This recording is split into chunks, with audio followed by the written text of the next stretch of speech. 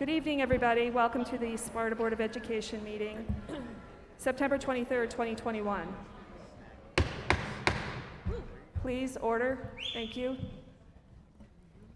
The agenda link for this evening's meeting is on the homepage of sparta.org. It does say September 23rd, 2021, which was the original date of this meeting. So if you could just click on that, that'll take you to board docs. When you get into board docs, also click on September 23rd, and that'll take you to this evening's agenda. As a reminder to everybody in the audience, please wear a mask pursuant to Executive Order 253. Calling this meeting to order at 5:04 p.m. on 9/29/21. Nee, would you please read the meeting notice announcement? Sure. The New Jersey Open Public Meetings Law was enacted to ensure the right of the public to have advance notice of and to attend the meetings of public bodies at which any business affecting their interests is discussed or acted upon. In accordance with the provisions of this act, the Sparta Board of Education has caused notice of this meeting to be advertised by having the date, time, and place thereof posted at the Sparta Board of Education office, 18 Mohawk Avenue, as designated by the Board of Education for posting of such notice in a public place. Written notice was emailed on January 8th, 2021 to the Daily Record, the Sparta Independent, tapintosparta.net, and to the Township Clerk specifying the date, time, and place of this meeting. Thank you very much. Mr. Smith, roll call, please. Ms. Bragg? Here. Ms. Grano? Here. Mr. McGovern? Here. Mr. Morris? Mr. Paleshi? Here. Ms. Sealander? Here. Dr. Serrano? Here. Ms. Sorensen? Dr. Zawicki? Thank you. Please join me in saying the pledge. I pledge allegiance to the flag of the United States of America and to the republic for which it stands, one nation, under God, indivisible, with liberty and justice for all.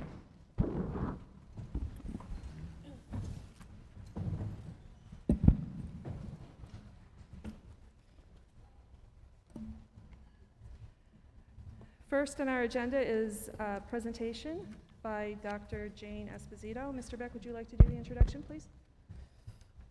Sure. Dr. Jane Esposito has stepped into this role for this school year and will present to us about the expanded Align program and all the great things she and her department are doing. So, good evening, and I just want to thank everyone so much to allowing me this opportunity to talk about what is now the district-wide Align Wellness Center program. So many of you may know that the high school, has been blessed with having the Align Wellness Center going now for the past 3 years, and it's going strong, and we're very excited about it. But now, we're very grateful that the district administration recognizes the critical importance of offering social, emotional, and behavioral supports to all of the students in our district.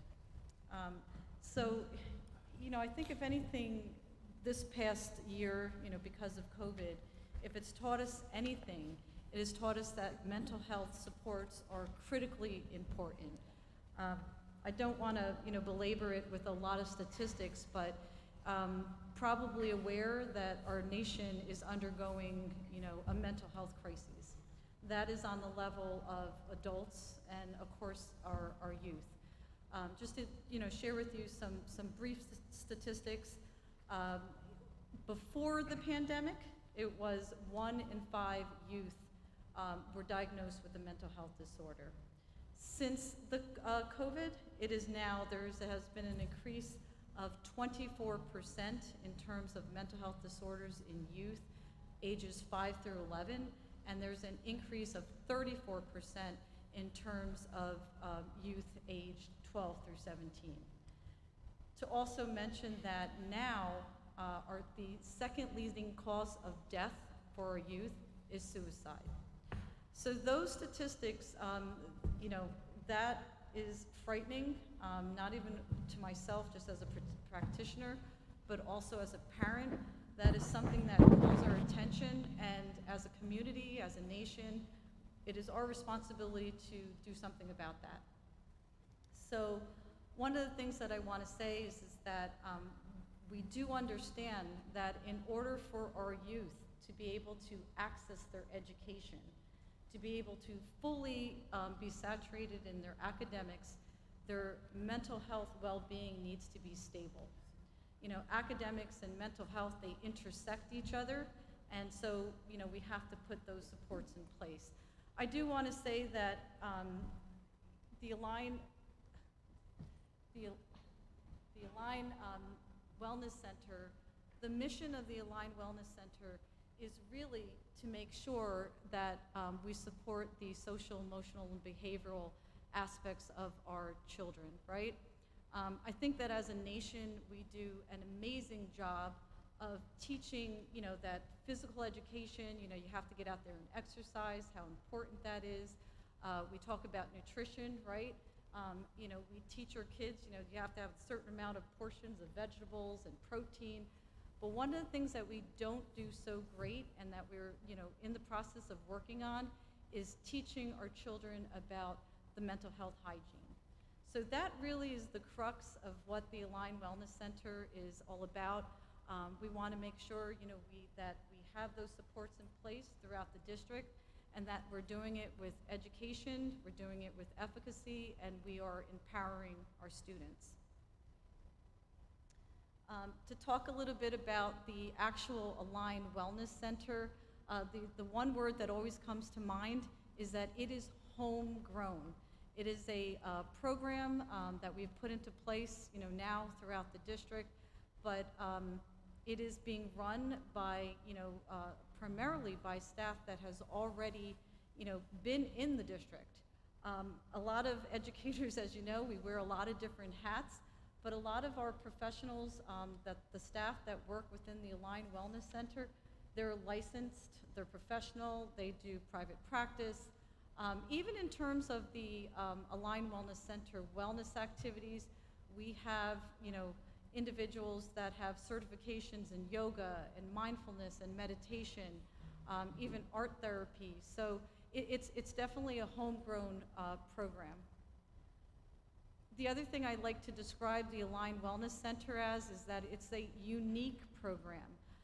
Unique in the sense that, you know, it's flexible and that we have a lot of strong ties to our community.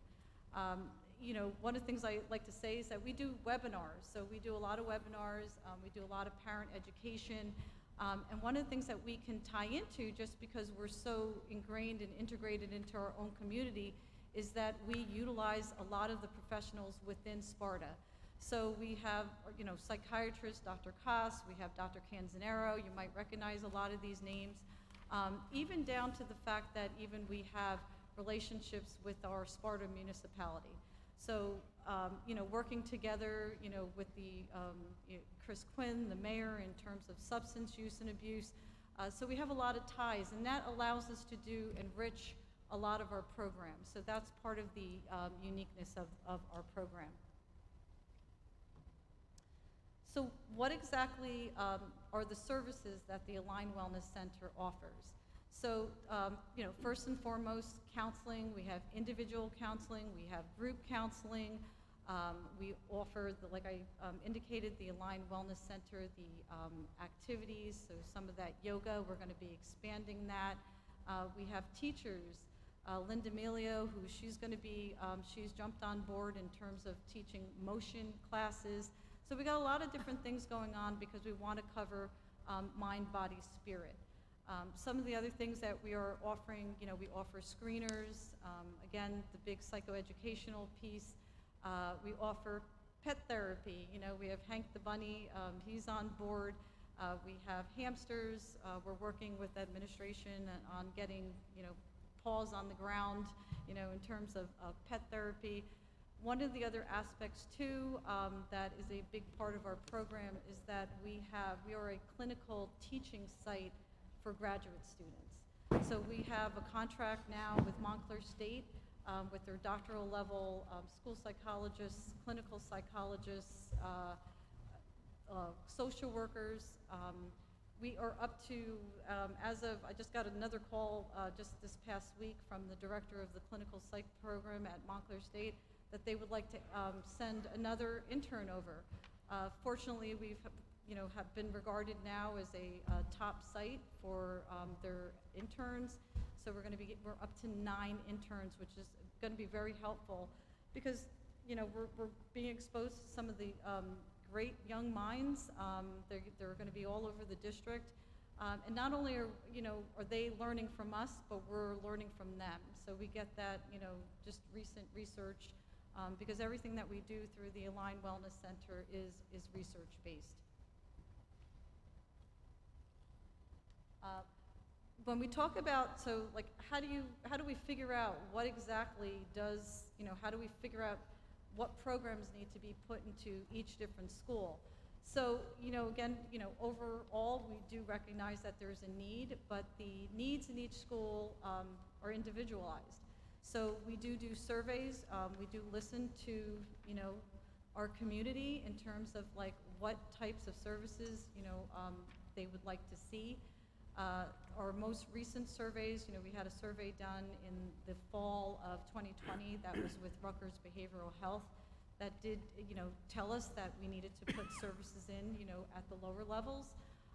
One of the best surveys that I did, it was a more informal survey that was done by our Sparta High School DECA students last year, our seniors.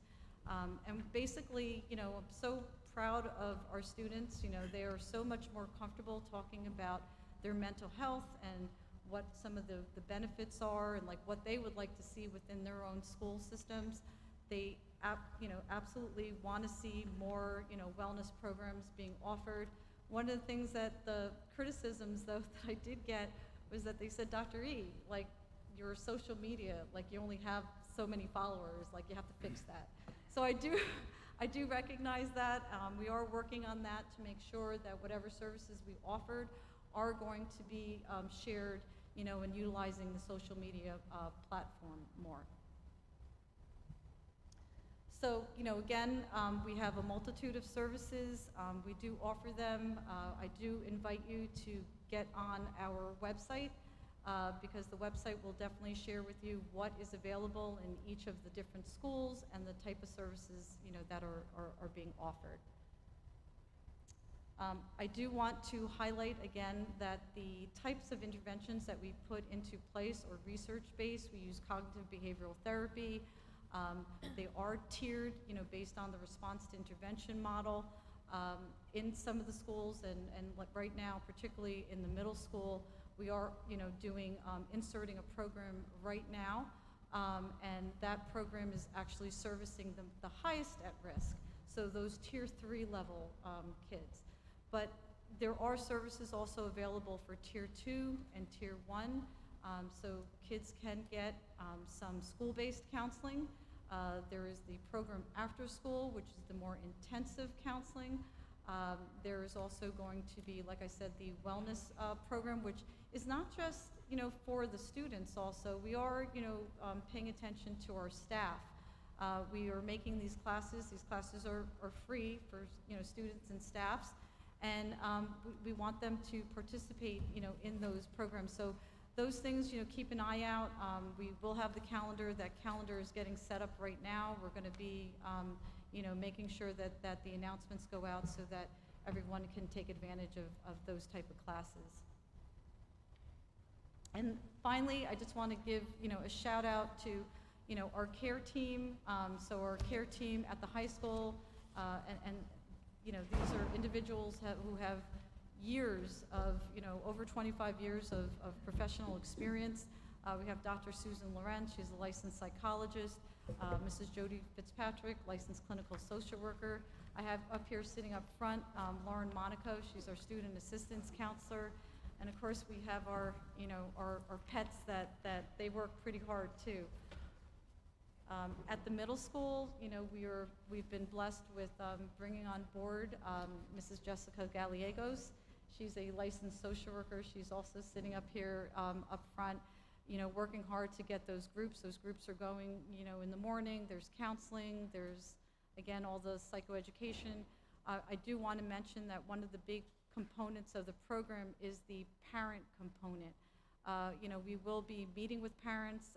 We will be having open sessions for, if you have questions about, even whether or not it's some sort of, mental health question that you have. We will be holding through the Align Wellness Center through the after-school program. There will be, keep an eye out for, we're going to be talking about ADHD. So the title of that is going to be called Calling Attention to ADHD. That actually was one of the interns' ideas. I thought that was pretty clever. But so we have that, and then, of course, we have the Helen Morgan School, Alpine, Mohawk Avenue School. Mrs. Lourdes Francinaire, she's sitting right up front here with us. She's also a licensed social worker. So again, as you can, you kind of get the feel that it's a comprehensive program, and as it grows, we're hoping to, add on more components to it.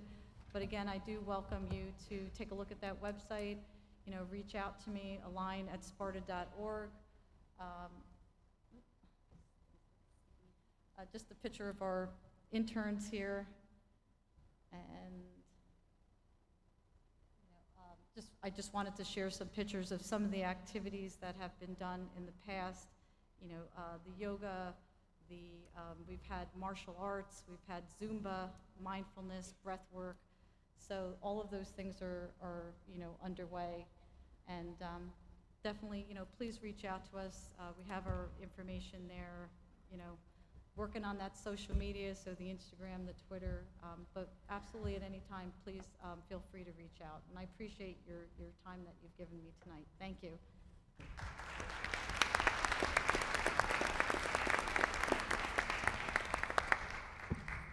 Thank you, Dr. Esposito. I appreciate your presentation.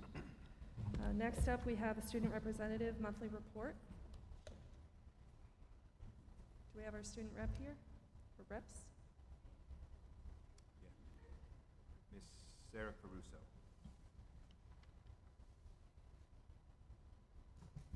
Hi, Sarah, if you could just pull the mic down real close to you, as best you can. It's not moving.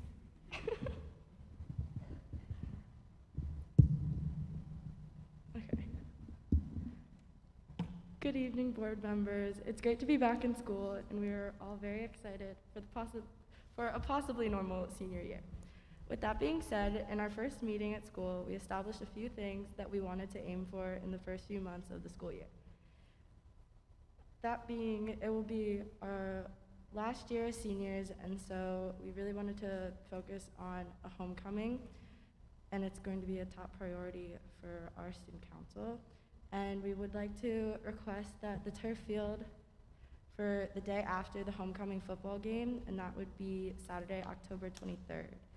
Without getting into any specifics about a dance, we would generally think that a homecoming dance is very necessary for student morale and a sense of normalcy for all the grade levels. And it's very doable considering the health situation. Additionally, we are in the process of planning a spirit week leading up to homecoming and several other Dine to Donates and class apparel fundraisers. Thank you. Thank you very much. Okay, moving on to 6.1, approval of the minutes. Mr. Smith, do I have a roll call, please? Can I have a roll call? Mr. Smith, roll call, please. Ms. Bragg, Yes. Ms. Grano, Yes. Mr. McGovern, Yes. Mr. Morris, Yes. Mr. Pleshy, Yes. Ms. Sealander, Yes. Dr. Serrano, Yes. Ms. Sorensen. Yes. Thank you. Motion carries 8-0. Next up, Mr. Beck's Superintendent's Monthly Report.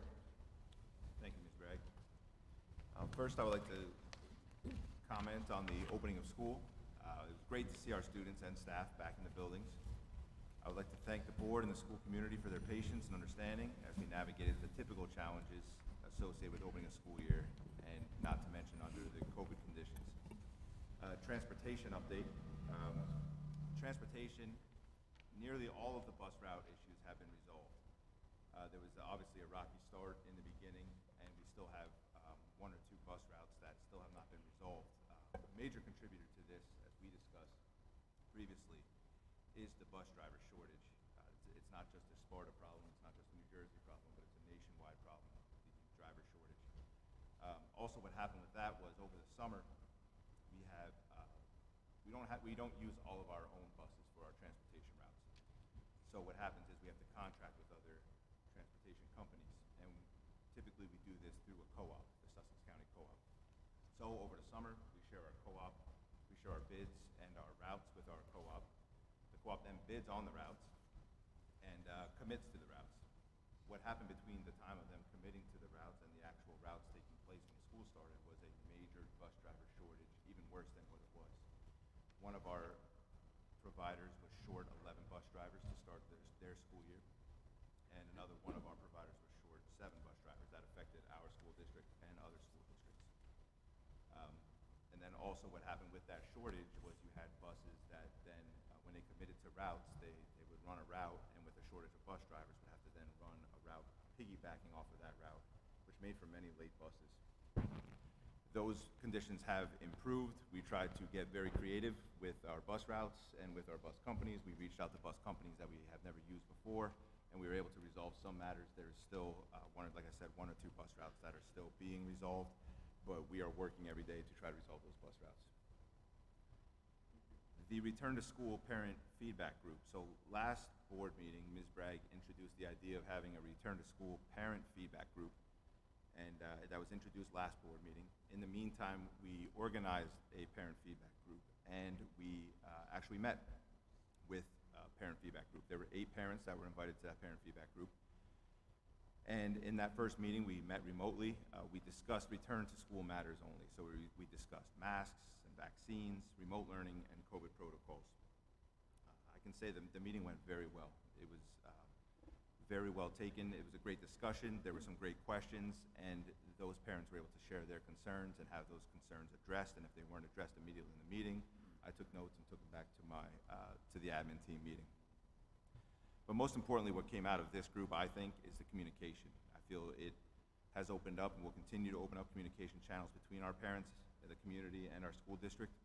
I encourage this committee, and I encourage all of our community members to please reach out directly to the appropriate staff if and when you have any questions or concerns.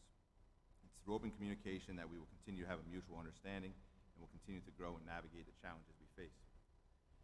One of the major topics that we discussed during that meeting was vaccines and our volunteers. A few questions were shared with me through that meeting, and a few questions were shared with me via email.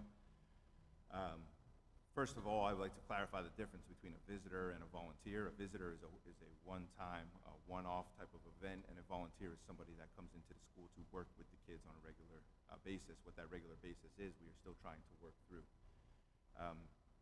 There is one exception to the policy, or to the protocol, I should say, and that's the medical documentation from a physician would grant an exception to weekly testing for those that cannot be vaccinated. And I would like to reiterate, I did mention it in the letter that I sent to the community, but I would like to reiterate here at the board meeting as well, the decision for our protocols and where that came from. So our nurses are our trusted medical staff in our respective schools, and therefore they are the staff members assigned to the task of COVID-19 vaccine record keeping. That is for staff and would be the case for volunteers as well. Once the vaccine mandate arrives for all employees on October 18th, it will be the responsibility of our nurses to collect documentation from all of our vaccinated employees. From that point forward, it will be the responsibility of our nurses to collect and document the weekly COVID tests from our unvaccinated employees. It's estimated that that will include roughly 15 to 20% of our staff.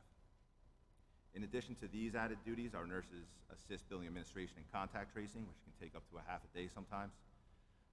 And you add these responsibilities to the workload that was already increased with COVID-19 and their traditional and most important duties of ensuring the health and safety of our students on a day-to-day basis, which leads to the fact that keeping track on a weekly test for volunteers would not be feasible at this time. In NJ.com this morning, so first of all, what I would like to say is keeping our students and staff safe and keeping our students and staff in school in person is the top priority. In NJ.com today, there were 2 articles showing how bad the COVID outbreaks could get and are getting in the state. The COVID outbreaks in the schools across the state have reached 39.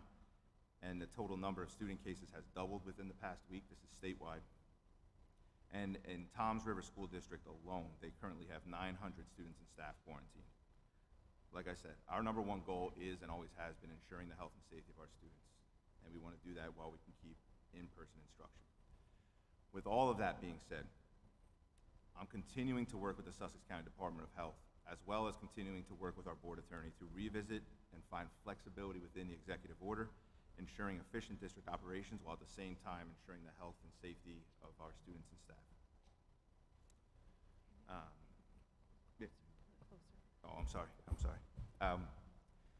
Also like to reflect on September 10th and September 11th.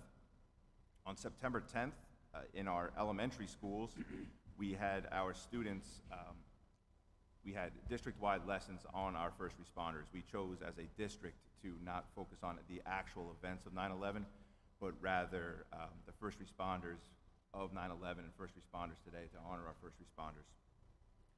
So the students worked on lessons during the day and also worked on building banners within their respective elementary schools with Post-it notes on them thanking our first responders. Then later that day, our first responders came through in a parade and hit each of the schools while the students were standing outside and cheering them on, and the students presented them with the banners and with their thank yous. Then on 9/11, we had our joint Township and Board of Education 9/11 ceremony. And that ceremony went very well, and there were some very nice student performers during that ceremony. I would like to acknowledge those student performances.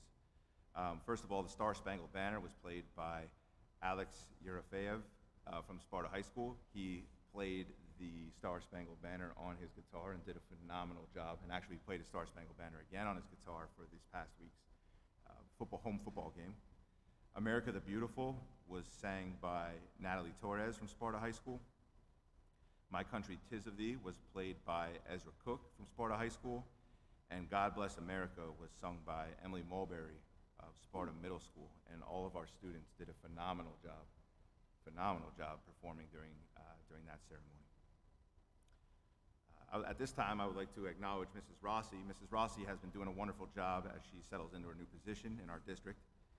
As she leads the district content supervisor team and works closely with the board curriculum committee, Mrs. Rossi is moving our district forward by making sure our students have the curriculum and programming necessary for their success, while at the same time ensuring we are complying with NJDOE mandates. And Mrs. Rossi would like to share a little bit of the work they've been doing in their committee.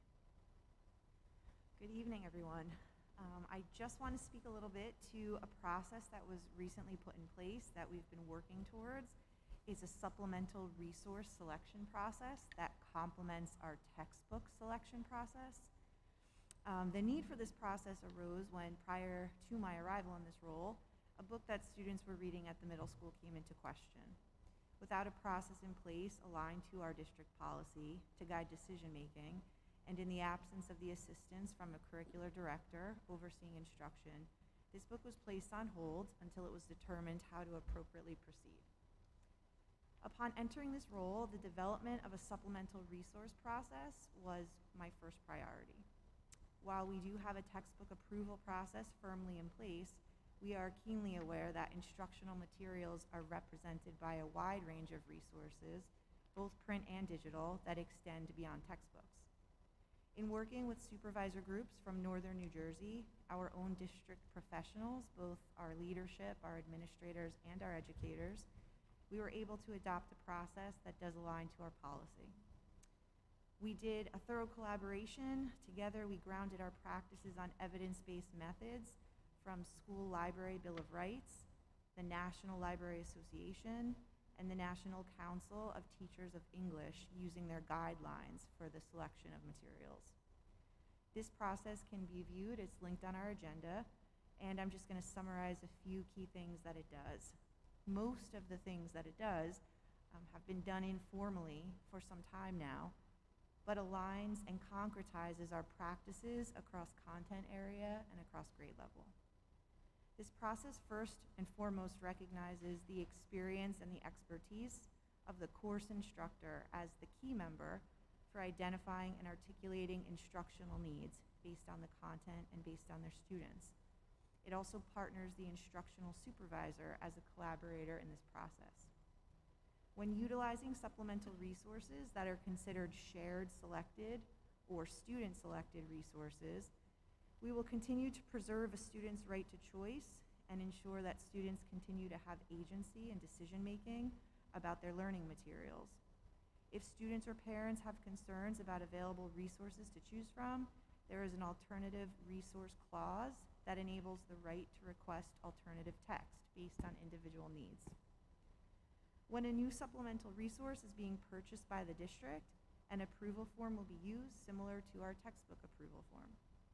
And when a resource is selected exclusively by a teacher for a long-term instructional unit, it will continue to be included in our content curriculum and will be board approved as a curricular revision. As a specialist in the field of literacy for nearly 20 years, I'd like to address the practice of censorship. It is not best practice in literacy. It is actually a dangerous and slippery slope. It has consequences far beyond the titles of text available on our bookshelves. We will continue to ground our practices on research-based methods from the field and develop practices that are best for all students. In conclusion, all books, including the one initially noted, that students have had access to selecting in the past continue to be available on the shelves for our kids to have access to. I'm happy to continue to answer any questions or provide additional information through email or phone, as I have been doing over the last few weeks. Thank you. Thank you, Mrs. Rossi. Mr. Beck, are you all done? Yeah, that's it. Okay, thank you both. Moving on to my report for the month, I would just like to echo Mr. Beck's sentiments regarding the 9/11 ceremony. It was a beautiful ceremony, and I would like to sincerely thank Alex, Natalie, Ezra, and Emily for coming out early on a Saturday morning to really share their talents with the community. It really made the ceremony very, very special. I'd also like to thank the Township for their collaboration in this very special event. Next, all those participating in public comment this evening will be required to state their municipality and group affiliation if applicable. For example, when Mrs. Soy speaks on behalf of the SEA, she always identifies herself. She gives her address, Township, and she then goes on to say, her affiliation is with the SEA. Other examples include political parties, and we all know what those are. So thank you, but we do need your municipality this evening if you're going to participate in public comment. Moving on to 10.1, approval of the HIB report. Mr. Smith, oh, I'm sorry.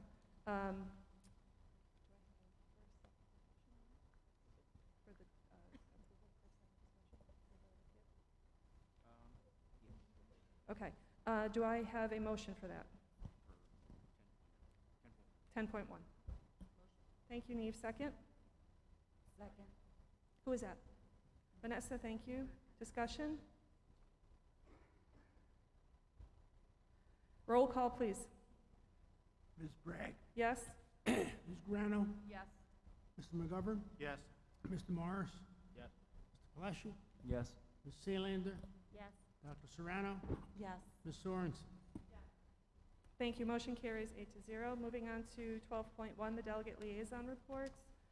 We were going to go right on to SEF. Does SEF have anything? Yes, I just have a couple. Vanessa, if you could go right up to the mic, because through our mask, Sorry everything about is that. sounding extra muffled. I just have a few announcements. So the SEF Shell Gas fundraiser ends tomorrow. That's the Shell station on 181 and 517. The wine tasting that they will be having at the Brick Farmhouse has been, the date has been changed from October 17th to October 24th, and there's still time for you to purchase a ticket. And the last thing is the turkey trot. They are currently working on the details for that, so more information will be forthcoming. Thank you very much. Any other, do you have anything for PTO? By any chance, is Mrs. Blandina in the audience? Okay.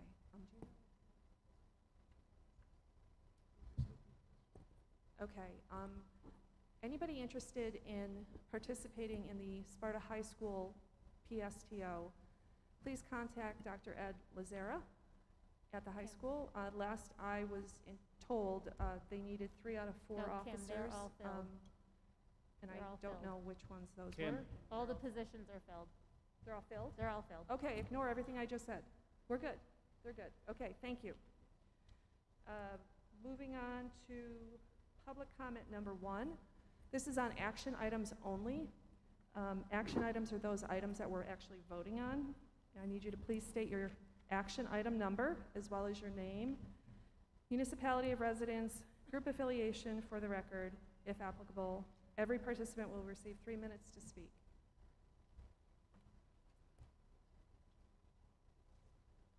I don't think we have anybody. Okay, thank you very, oh, we have somebody?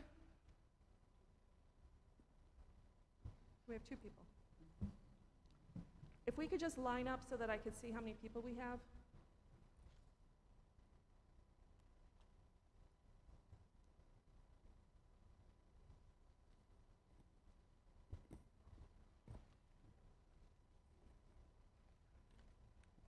Hello.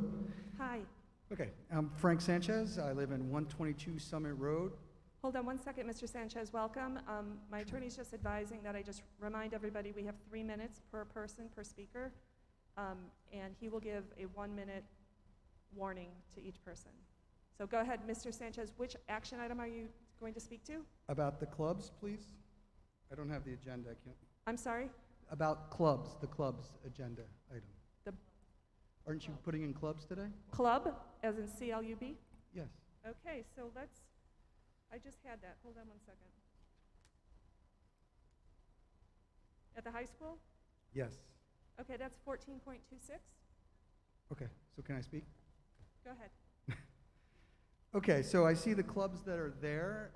I'm just curious why Girl Up, We Are the Dream, Girls Who Code, and Women in STEM and Polis have been taken off. Those are clubs that we usually have every year.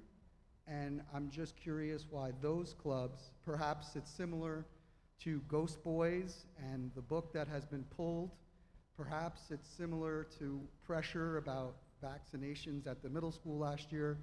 Perhaps it's pressure from residents who don't even live in Sparta but outside that have asked you guys to take these clubs down.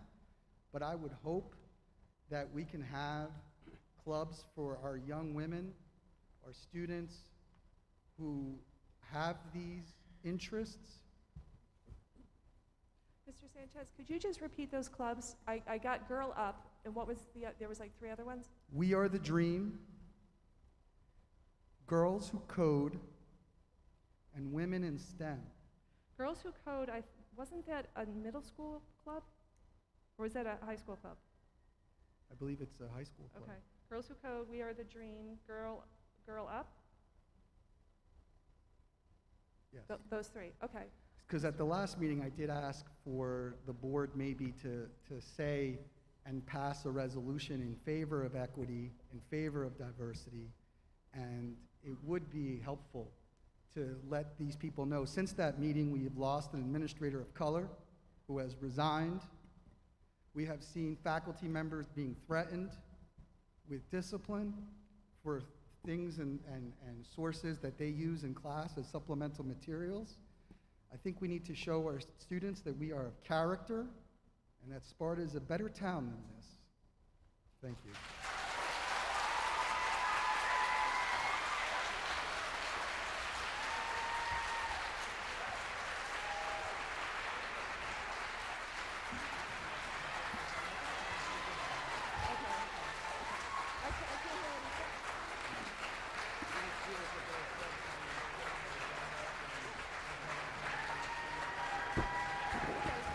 Okay, thank you. Next speaker, please. Go ahead, please. Hi, Jennifer Grana, 22 Longview Road, Sparta. I was coming up to the mic to appeal to the board members on the process that Ms. Rossi very detailed explained. I appreciate your explanation and your detail on why you feel it's necessary to be put in place. But I would like to appeal to the board members that are voting in favor of it to just think about exactly what you're putting in place. Because based on information that I received based on an Oprah request, there is a policy in place for all of these instances, and there always has been. It's been in place for decades. I've known that from talking to past administrators, talking to past supervisors. Excuse me, Jen, what action item are you speaking to? 15.7, 50, I'm sorry. the supplement. You know, It's there's okay. something, our audio guy in the back, excuse me for interrupting you, but everything is coming through really muffled, and we're having a hard time hearing. I know you're speaking at a good volume. Are other members having the same problem? I can't hear a thing. Yeah, we really want to hear what you have to say, so, Do you want me to take them? Yeah, I had no clue what that last guy said. yeah, so, if you're comfortable taking your mask off while you speak, that might help us. Yes. No. We heard. Jen, Do you want to try? Jen, if you want to Does take this help? Does that help at all? Try that, and Well, does this help you? It's better. it's better, yeah. Okay. Is that okay? Go ahead. Okay, I don't know where to go back to. 15.7. Thank you. My point in listening to the fact that there's going to be a new approval process is the disrespect I feel like it shows to the previous process. When there is a policy in place for grievances, if any parent, whether they be a parent that has children in the district, doesn't have children in the district, a board member, it doesn't really matter, has a process they could follow to file a complaint to get a text or a resource reviewed. That policy was not followed. And Mr. Beck had just arrived on the scene day 3 of his administration, understandably, probably has a lot going on, but he had access to an actual former director of curriculum instruction in Mr. McQueenie, who advised him to check out the policy, and also a supervisor with 37 years of experience in Mary Hassenplug, who also advised that there was a policy in place, and none of that was listened to. So to put an approval process in place now, which is basically exactly how it kind of has been for decades, the ELA supervisors involved, the teachers involved, the assistant superintendents involved, what worries me is that you're given the opportunity to not approve texts before they even get to the children's hands, which takes the trust out of the experts' hands. Once again, showing disrespect, in my opinion, to your supervisors and your teachers that spend every single day reviewing New Jersey standards, aligning their curriculum, and making sure they're making the best choices for the students. The students that were reading Ghost Boys at the time and the parents that complained did not even have students reading the actual book at the time. So my problem is that there is a process that could have been followed, but it wasn't suggested or recommended by our superintendent at the time. So by putting this approval process in place, I am concerned that a book, considering where it originated from, based on that incident, like Ghost Boys, would not even be approved. In your professional opinions, Mr. Beck and Ms. Rossi, if Ghost Boys came across as a recommendation right now from a teacher, would it be approved?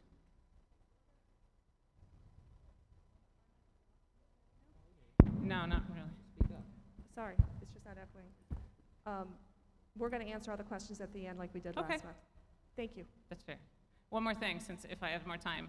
Mr. Beck clearly violated our policy when he arrived on the scene, and I really think that needs to be addressed, and that should be addressed by the board, since your role is... I just can't hear over the clapping. I need Okay. everyone to keep it down while the speakers speak.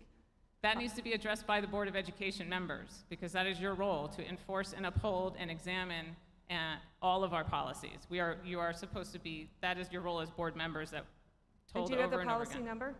I believe it's 9530. Say that again, 953.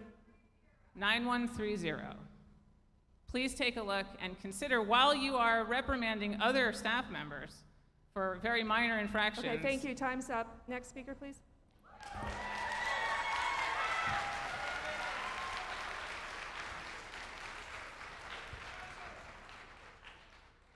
Hi, everyone. My name is Amy Chili. Okay. I need your address and municipality. Sparta, 43 Carriage Lane. Thank you very much. Okay. I would like to speak in reference to 14.26, the program Girls Up. Okay. I understand that Kate Brennan has been suspended, and I think this ties in because she was the leader of the program or running the program. And I would like to take the opportunity to address the board with all due respect. I no longer have a vested interest in this school, in this district, but I adore this town, I adore the district. And Kate Brennan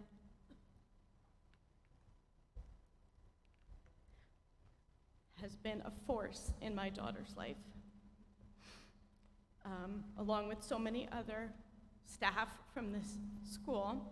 I think, I could go on and on how she coached her for 4 years for Sparta lacrosse and helped her with her college essay. I could go on and on. But her shining moment came when my daughter tore her ACL the beginning of her junior year, and Kate and Kathy Willie were the first people at my house. And Kate sat on my couch and cried with my daughter and told her that these are the moments. This is how you grow. This is how you learn. You muscle through.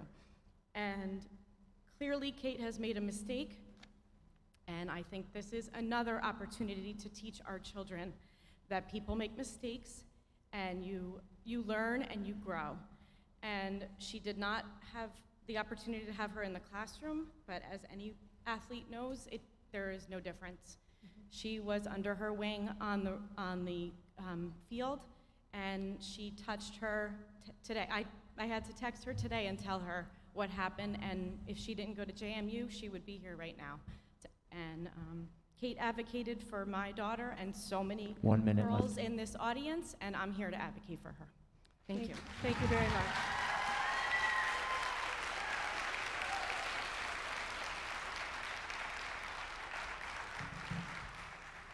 Can you hold on 1 second, please?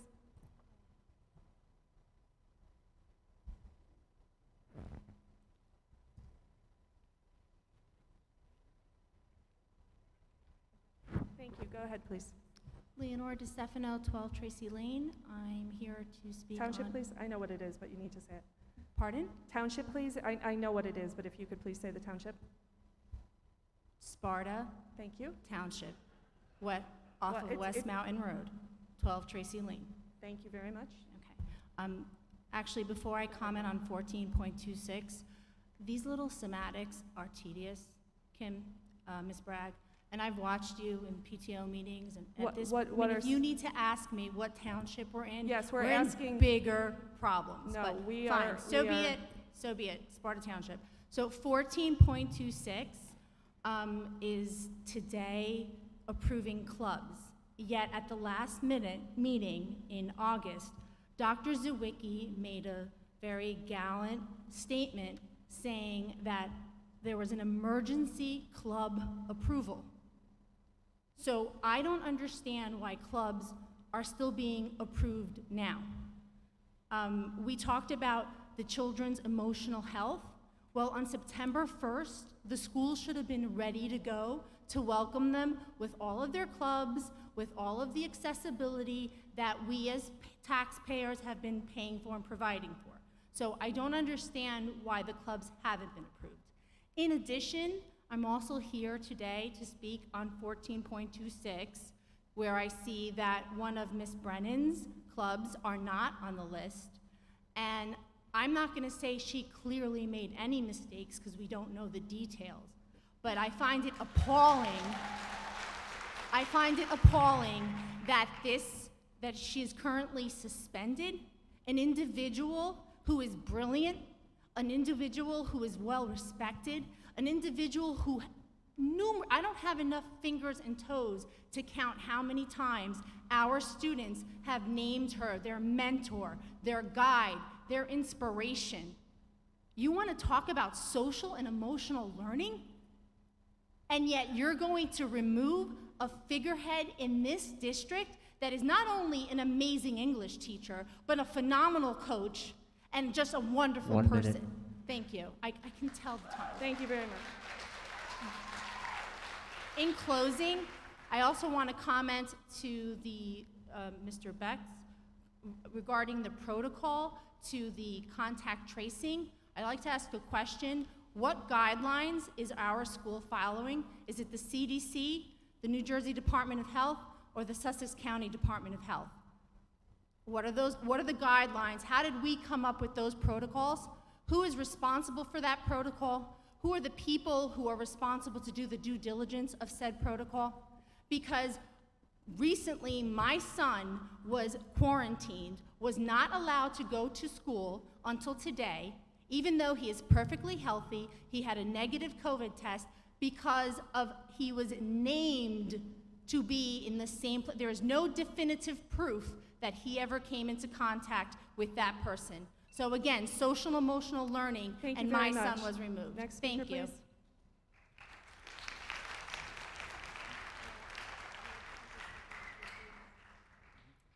Hi, my name is Laurel Ferguson. I live at 208 Alpine Trail in Sparta Township, and I'm a student here at Sparta High School. Hi, welcome. Hi. I'm speaking on 14.26 also. Okay. As a member of the Spartan community, I would like to know why athletics are being prioritized over the academic and creative outlets our school usually offers. Team sports were approved months ago, which means that the board was able to make arrangements for approval of athletic activities during the summer. So if it was possible for sports, I would like to know why we are now a month into the school year with no academic or artistic extracurriculars. While fall sports were starting this year, the fall drama, which I and many other students are involved in, and which runs for the same time span as fall sports, had to wait for approval for first a month into the year, and then an additional week due to the postponing of this board meeting hours before it was scheduled to occur and after being on the schedule for months. We have now lost 4 weeks of valuable rehearsal and preparation time. I find it important to address the priorities of the board and those in charge of this approval process. A month into my senior year, I have not been to a single club meeting for the activities that make my high school experience. 2 weeks before my first college application is due, I have no leadership positions for these activities from my senior year of high school to indicate on my resume. Meetings for Girls Who Code, which I started from the ground up last year with my peers, Sarah Barchfried, so I can tell you that is in fact a club at Sparta High School. Thank you. And which nurtures many of our schools' most high-achieving female students, have been delayed. Despite going through the tedious approval process last year, supposedly to approve Girls Who Code as a permanent extracurricular at Sparta High School, we are here again, waiting because of the conflicts between the adults we entrust with our education, seriously and hindering our goals for the club as we established last year. Though I use myself as an example, I would like to draw attention to the effect this is having on the student body of Sparta High School as a whole, a demographic whose perspective has been severely lacking in the making of these decisions, which are completely altering our education and lives. I find it to be a shame that we are the ones caught up in this mess after all of our hard work throughout our high school careers, and especially after such a challenging year as last one. It is our goals that are being hindered by the situation, our success that is being inhibited. Thus, I urge the board to consider the entirety of the student body and their current and future decision-making processes, and to prioritize efficiency for our sake. Thank you.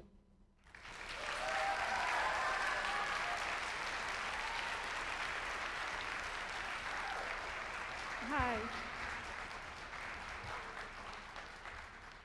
Hi, welcome. If you could give me your name and address and municipality.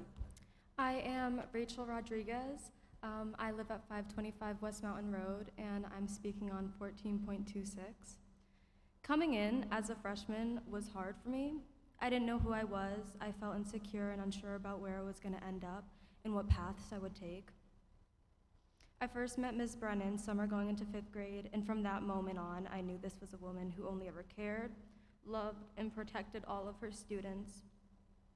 The questions I had, the doubts that made me feel so nervous in high school were all answered by Ms. Brennan, whether that be through one-on-one conversation or through class lectures. For the 6 years I have known Brennan, I have never seen or thought of her as anything less than astonishing. I think back to my freshman year and can only wonder what it would have been like going to high school during a pandemic. My doubts would have been heightened by the circumstances. My questions would have been even more extensive and valid, and my answers wouldn't exist because Ms. and Brennan would be gone. It astounds me that a school district as quote-unquote renowned as ours would suspend a teacher like Ms. Brennan, and it makes me think, does this board have the interests of themselves and their image or the students? And lastly, I would like to say, don't penalize progressive teachers. Thank you.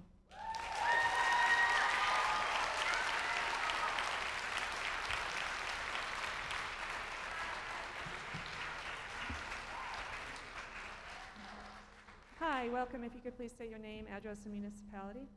My name is Gabby Olarte. I live at 663 West Shore Trail, and I'm speaking on 14.26. Gabby, could you spell your last name for me? Olarte. Thank you very much. Go ahead. For those of you who don't know, I was pulled out of class on Monday by Mrs. Barker and Mr. Benson regarding Miss Brennan.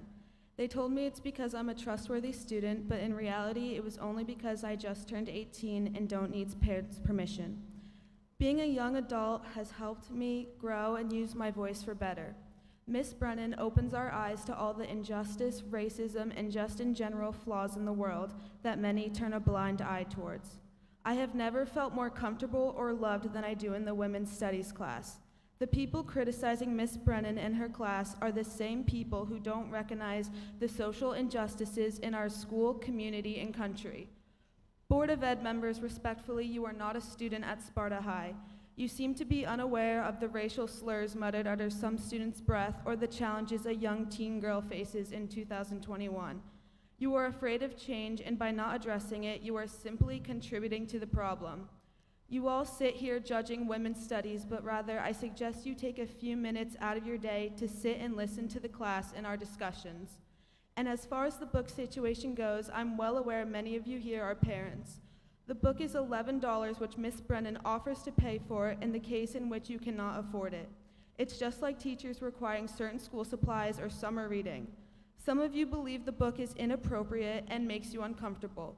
The readings of people suffering from racial discrimination and sexual assault should make you uncomfortable, but it should not be ignored. I ask you, please give us our favorite educator back. Thank you, Gabby.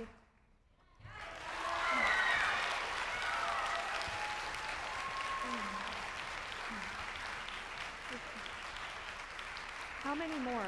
Hold on one second, please. Hold on one second. How many more speakers do you have? 4. Thank you. Go ahead. Hi, my name is Maria Yarosh. I am at 29 Boulder Ridge Crossing in Sparta, New Jersey. Thank you. I am here to talk about 1423. Good evening, Mr. Beck, the Sparta Board of Education, and all the parents and caretakers who are here this evening. On Monday, September 13th, we received an email from Mr. Beck and the board stating all volunteers must be vaccinated by October 18th. I was astonished to discover volunteers needed to be vaccinated against COVID-19 with no other option available. Governor Murphy signed into effect Executive Order number 253. All preschool to grade 12 settings will have until October 18th to come into full compliance with the vaccine or testing requirement. There must be an option for all volunteers, as the executive order states. Why are volunteers being treated differently? Just like you, volunteers may not be getting the vaccine at this time for several reasons, such as underlying medical conditions, religious beliefs, or previously having COVID and antibodies already. It is recommended to wait 3 months after contracted COVID to receive the vaccine. What about the people who have allergic reactions? There have been studies published comparing natural immunity to the vaccine. Johns Hopkins published information on August 25th showing natural immunity provides superior protection than vaccinated individuals. Vaccinated individuals can still contract COVID and have breakthrough infections. We can all agree safety of our children is our #1 priority. If administrators, teachers, educational support professionals, individuals providing food and custodial support services can be tested weekly, why cannot a volunteer? I ask the board tonight, have you reached out to see if volunteers or anyone else can assist in ensuring weekly testing compliance? I am sure there are individuals out here today who would be happy to follow up and take on this responsibility of ensuring weekly testing is completed in a timely manner. As per your email, it is quite taxing on our administrative operations. Volunteers must be treated fairly and equally. We are all here to work together collaboratively. Working at a local hospital, myself, all employees and volunteers have an option to undergo weekly testing. Everyone, including the board, the people present here tonight, the teachers, the volunteers should have a choice. Yesterday, I attended back to school night at Alpine. I was happy to hear our children every morning say the Pledge of Allegiance to the flag. As I recite in front of you tonight, I pledge allegiance to the flag of the United States of America and to the republic for which it stands, one nation under God, indivisible, with liberty and justice for all. We are teaching our children to have justice for all. Is the Board of Education leading by example? No, the email sent on September 13th is discriminated against volunteers, treating us differently. I ask you to reverse your volunteer vaccine mandate effective immediately. Volunteers deserve and demand the same rights as you. Lastly, the important questions to ask here. What is the true purpose of this meeting? Is it to fulfill a formality? Is it to pretend to listen to what us parents and professionals have to say? It is based on the voices of concern of those in this community, of parents who rely upon and trust in you. Or will your reaction to this meeting also be based on your personal interests and needs? This is a difficult question to ask, but it must be asked. There are times in life when difficult decisions must be made for the greater good of the people, and not to Thank you appease very supervisors much. and higher We need committees. to wrap up. Thank One you. day when you look back on your career and attempt to recall times when you could have made a difference and the decision was tough, you will remember this time. This is your moment. Thank you. very much.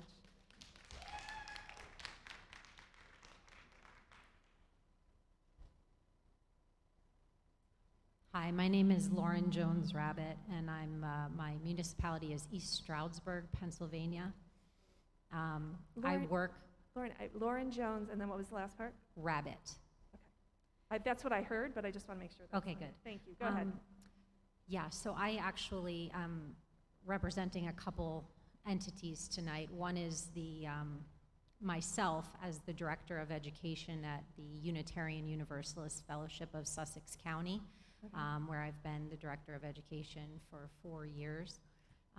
And also as a founding member of HEAL, highlighting equality and equity through education, advocacy, and love. What action item are you speaking to? I'm speaking to 15.1, your policy on your supplemental reading. Okay, thank you. Yeah, so I'm actually here to read a statement by Rachel Lynch of the class of 2012 of Sparta High School. She says, "Let them know that I, one of 5 black students in my grade, have lived and grown up in Sparta for over 20 years. I did varsity softball, honors choir, key club, art club. Let them know I wanted to come and speak today, but I don't feel as though Sparta made it a safe place to do so. Let them know that I felt like I would be speaking to a brick wall.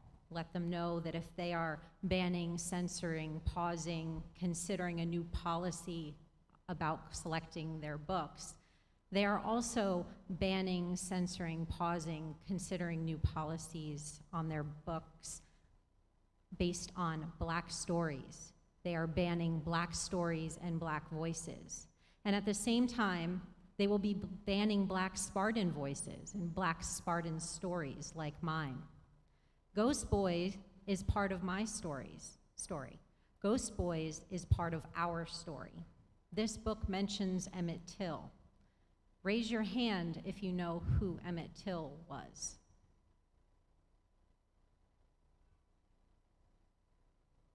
Okay, good. I see that some of you have. 1 minute. His murder was a major catalyst for the civil rights movement. Now, I, as a black American, didn't learn about him through any of my Sparta education here. Fortunately, my mother had the privilege of driving me to the National Museum of African American History and Culture in DC, and that was the first time I had heard his name, amongst other important American history that was not taught in these halls. Just imagine students not learning about the patriot Paul Revere, as he was a catalyst for the American Revolution. It would be blasphemy. Sparta likes to seem that they are all about diversity and inclusion. Well, where is it? Where is the diversity and inclusion in the texts the students read? Where is the diversity and inclusion in the faculty the students look up to every day? Where is the diversity and inclusion in the school board? Where is Dr. Brown? So let them know that although I graduated, the Sparta education system failed me and continues to make me and other students and alumni of color feel unwelcomed in our very own towns and schools. Thank you. Let them know that they weren't even able to support the only black faculty member in this entire school. Thank you very much. Thank you.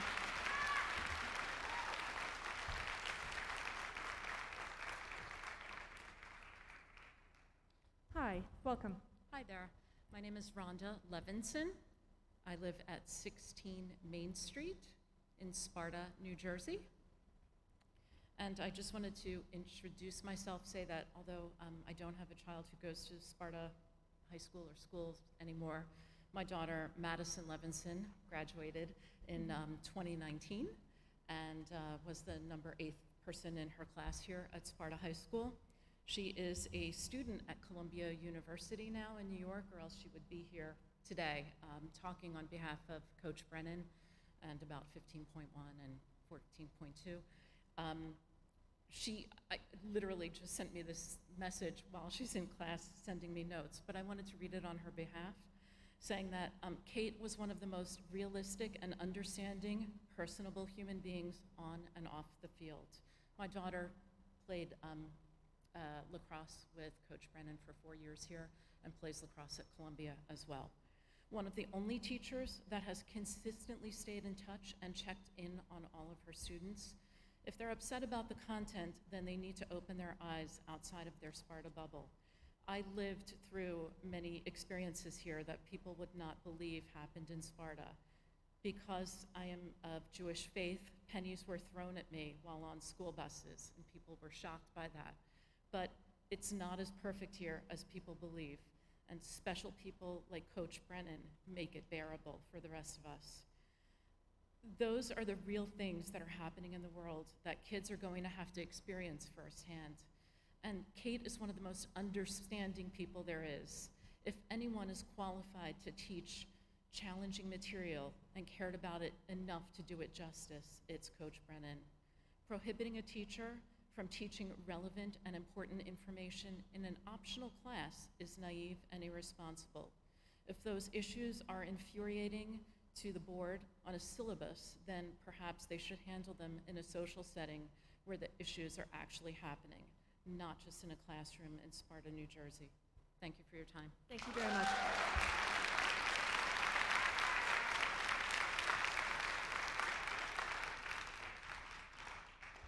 Hi, Shay. Is it Shay, right? Samuel. Oh, Samuel, I'm sorry. Can you just hold on 1 second? I need to confer with the attorney a second. Of course.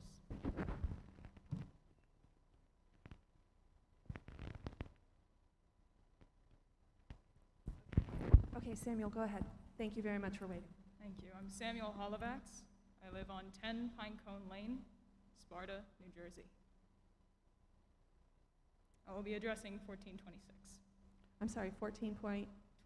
26. Thank you. After hearing about the suspension of Kate Brennan, I found it necessary to take a train back from my school in New York, just this morning. Now, to my understanding, she was suspended over material that she presented during class, and I find that completely ludicrous. I appreciate the statement about accessibility of books to students, but it directly contradicts the actions taken. I have to ask why she was suspended. I understand that you are unable legally to disclose that, but the moment you can, I'd like to understand why. The fear that seems to grip this town is simply a fear of diversity, as if the idea of learning critical race theory is such a terrifying thing. Kate Brennan was one of the few teachers who taught with no censorship, allowing us to learn with the fullest capacity. We do not learn inclusivity by sealing away the means to learn. We do not stop fearing the unknown by forcing away the things we do not understand. It is essential to give students safe spaces, not just to find themselves, but to learn the history of people just like them. Omitting any type of history is a crime to the new generation. Taking away the pillars of support, such as our educators, is beyond disappointing. Those who are calling for Kate Brennan's removal on the grounds of indoctrination provide no explanation as to what they are being inducted to. Acceptance is not a sign of indoctrination. Willful ignorance is. I am able to stand before you because I was a student of Kate Brennan's, and her teachings are some of the most important things I have ever learned. And if I am assuming incorrectly about the grounds of Kate's suspension, I implore you to either correct me or correct the actions taken. Thank you.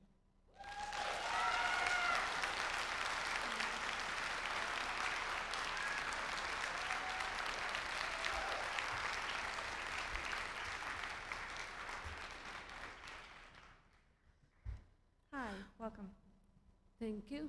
My name is Anshu Iyer. I'm from 6 Kathleen Court, Sparta, New Jersey. Thank you. Go ahead. So I'm the mom of 4 kids, 3 of which are still in Sparta schools. Since morning, I've sent email to Mr. Beck, Ms. Lazaro, to all of you, all the Board of Education members about Ms. Brennan.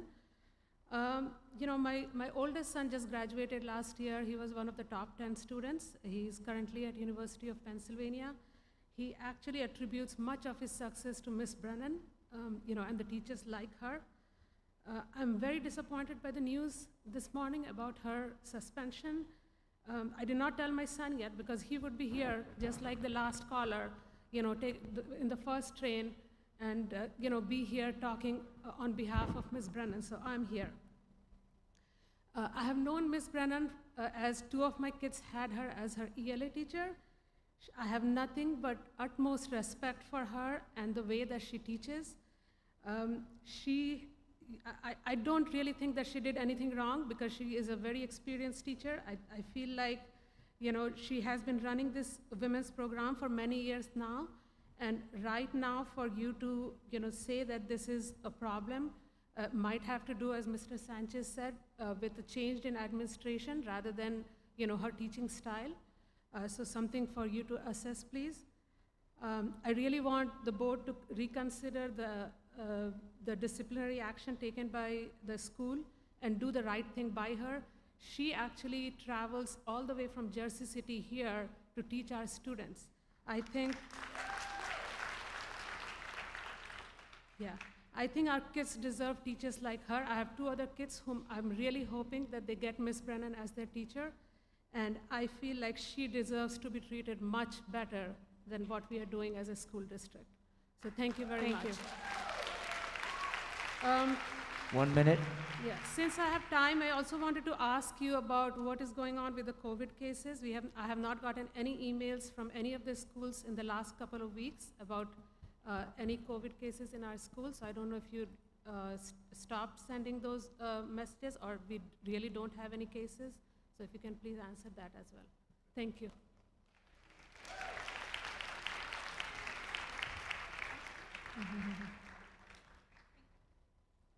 Hi, welcome. Thank you. Good evening. My name is Zoe Heath. I live at 3 Village Way in Vernon Township.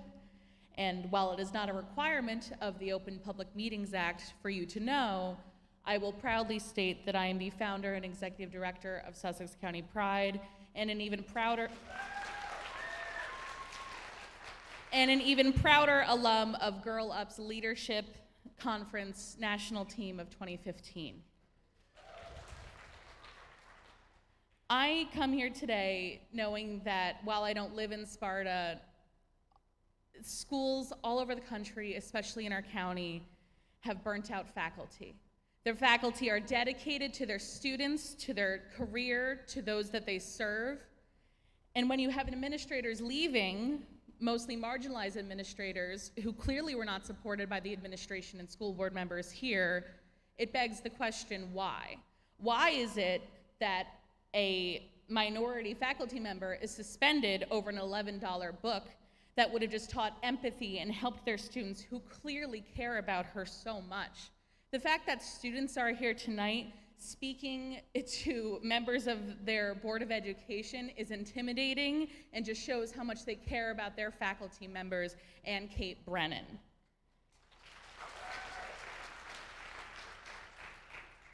Not only is it life-saving to see faculty members who see you, who understand you, and support you, whether you are a person of color, whether you are LGBTQ+, whether you are disabled or in any marginalized community that has clearly not been supported by this school board, it is insane to see that there has been a suspension of a 26-year teacher.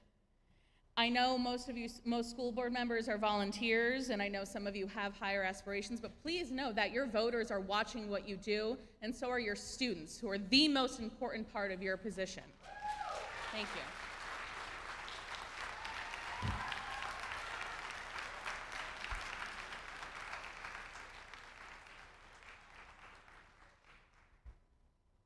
Hi, my name is Jolie Newshatz. I'm a student at Sparta High School.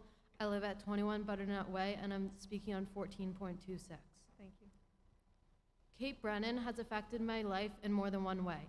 She was not only a guide for me in the classroom, but she was a guide for me out of school. Miss Brennan was a light in my life during COVID. Like many other students, I struggled with mental health during COVID.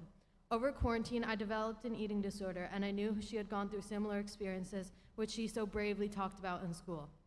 I was about to be hospitalized when I reached out to her. We began to talk via email.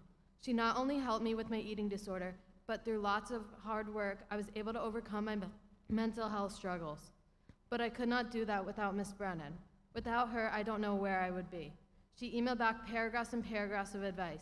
She guided me in recovery. She has made it aware to me that whenever I need her, she is there to support me. I think the big picture needs to be looked at here. We cannot remove one of the most biggest supports in the school. So many of us will be lost with no one to turn to. Thank you. Thank you.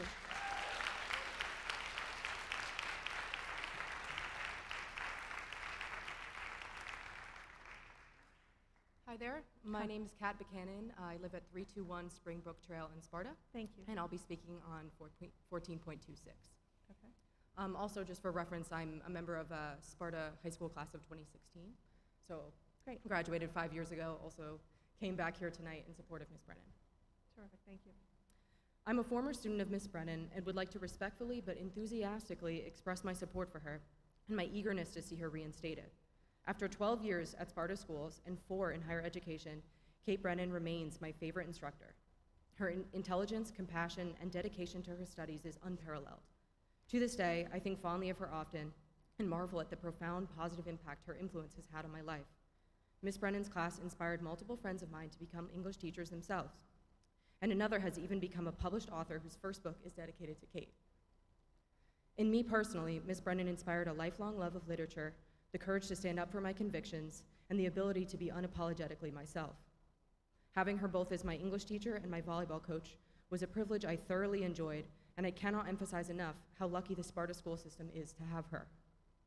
Ms. Brennan is a diamond in the rough. Teachers simply don't get any better than she is. I'm sure I had over 100, and I can say with full confidence that she's one of the most, she matters to me the most now that I'm out in the world. I understand that the administration must have had a reason to suspend her, but I also know that every day with a teacher like that is a gift, so I am respectfully encouraging you to reconsider. Thank you. Thank you.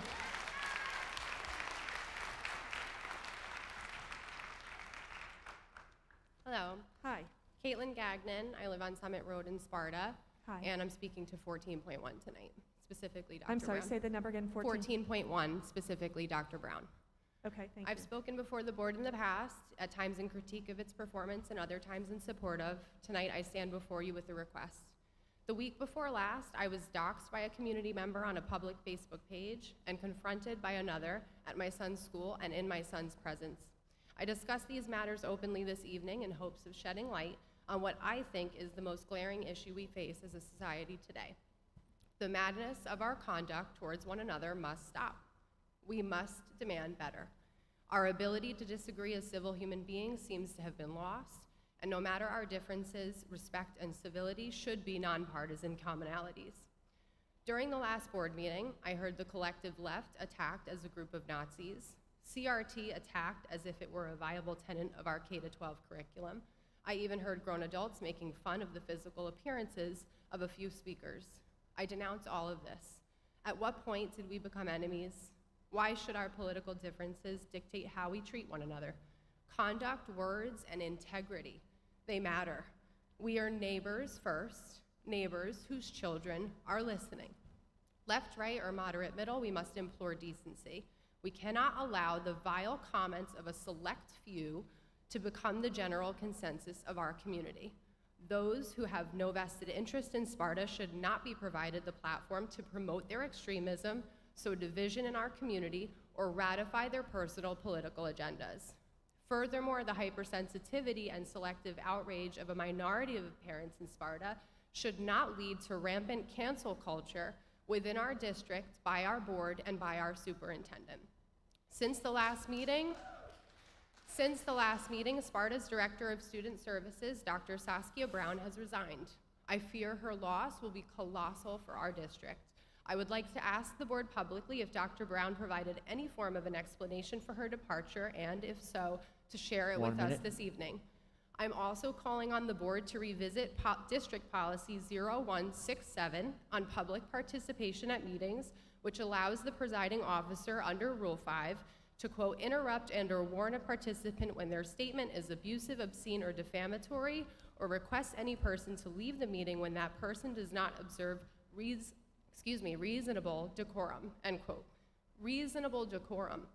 I challenge everyone present and everyone listening to keep these words in mind. No matter the setting, no matter the debate, this should be the standard: reasonable decorum. We must protect freedom of speech at all costs, but there is a fine line between order and chaos.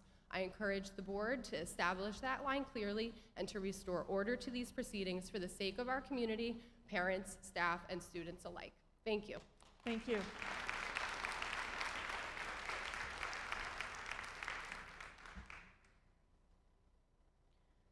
Hi, my name is Elliot Lehman. I live on 10 Andrea Court, and I'm speaking on behalf of 14.2.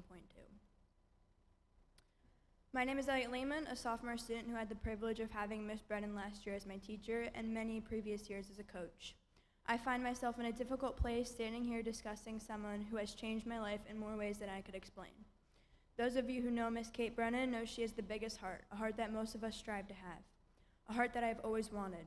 Having her as a teacher and as a coach makes me believe that good people are really out there. I can't imagine a world where she doesn't play a role in my growth and development, not only as a player on the field and as a student in the classroom, but as a friend, daughter, and leader. Suspending Miss Brennan does more harm than good. Students thrive off of her class and the lessons she teaches, and I know I'm not alone in that feeling.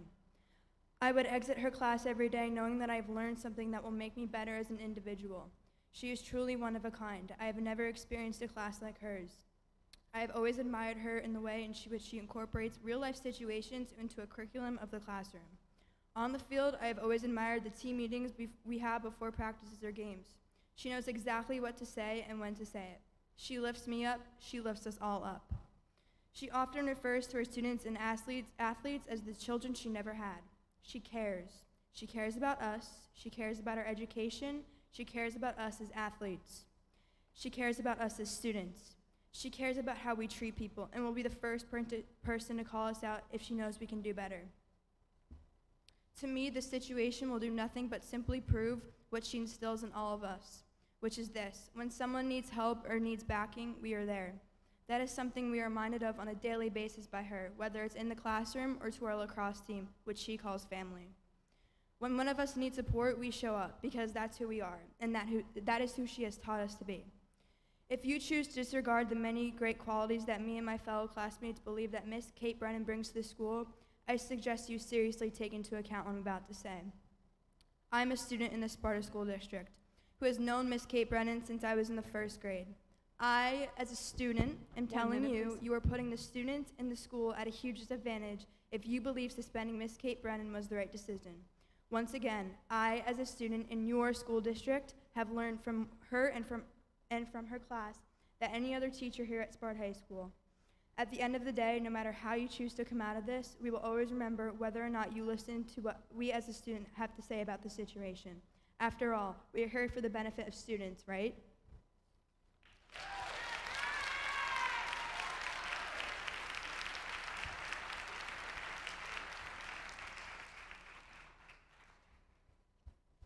My name is Sasha Nelson. I am a sophomore at Sparta High School, and I live on 39 Sussex Mills Road.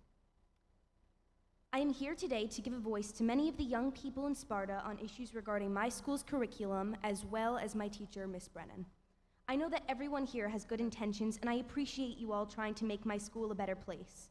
However, a school's job is to teach, and whether we like it or not, racism is a huge part of America's history and all throughout literature. Taking away these conversations and topics isn't going to erase the past nor change the future, which is hopefully full of acceptance. I think we can all agree that nobody should be discriminated against for any reason. As well as school being a place to teach us to read and write, it is a teacher's job to be role models by teaching acceptance so that we can live in a world where no matter what we look like or who we love, we remember we are all Homo sapiens. I am part of a group of young individuals who have grown up in a world where accepting others' differences is more openly talked about and just a part of life. Just as you grew up in a different world than your parents' generation, we live in a different world than ours. Social evolution. Think about how much has changed since you are all teenagers and how certain things are perceived. In the world I live in, someone introducing themselves with pronouns is normal. In the world I live in, seeing two boys or girls on Disney Channel dating is normal. In the world I live in, topics like racial inequality just flows into conversations with friends and it happens naturally and respectfully. These have all been steps forward, and considering 13% of a human's life before the age of 18 is spent in school, it is important that we have a safe place to continue moving forward as a society in the direction of acceptance. Once we graduate from high school, you can't take words like white privilege and diversity out of the vocabulary of every American, nor should anyone ever strive to do that. After all, the First Amendment of our Constitution allows for freedom of speech. How can you possibly prepare my generation for the real world if we are sheltered in the little Sparta bubble where supposedly racism and discrimination don't exist? Except they do. I'm a member of 2 Sparta diversity councils as well as the We Are the Dream Club at the high school, and I've heard many firsthand accounts of discrimination towards students.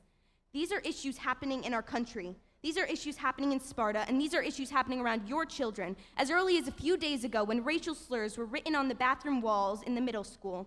Pretending they aren't happening isn't a solution. One teacher in particular has done an amazing job of making everyone feel accepted, and that is Kate Brennan. She wanted us to be inclusive and accepting and caring of one another and respectful of others' opinions. She's a teacher, mentor, inspiration, and friend. She's there for any student that needs her. If you're stressed out and need someone to talk to, Miss Brennan will make time. Miss Brennan will be the first to tell you how amazing you look after you get a new haircut.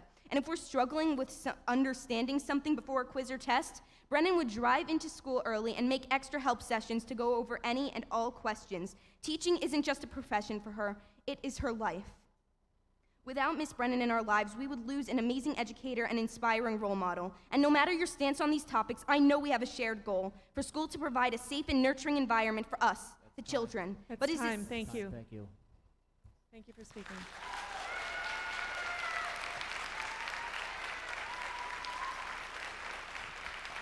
Mr. Alivo, how many speakers do we have left? Excuse me one second. How many speakers left? 4. Okay, so, I'm sorry? 5. Anybody else out there? I need an estimate.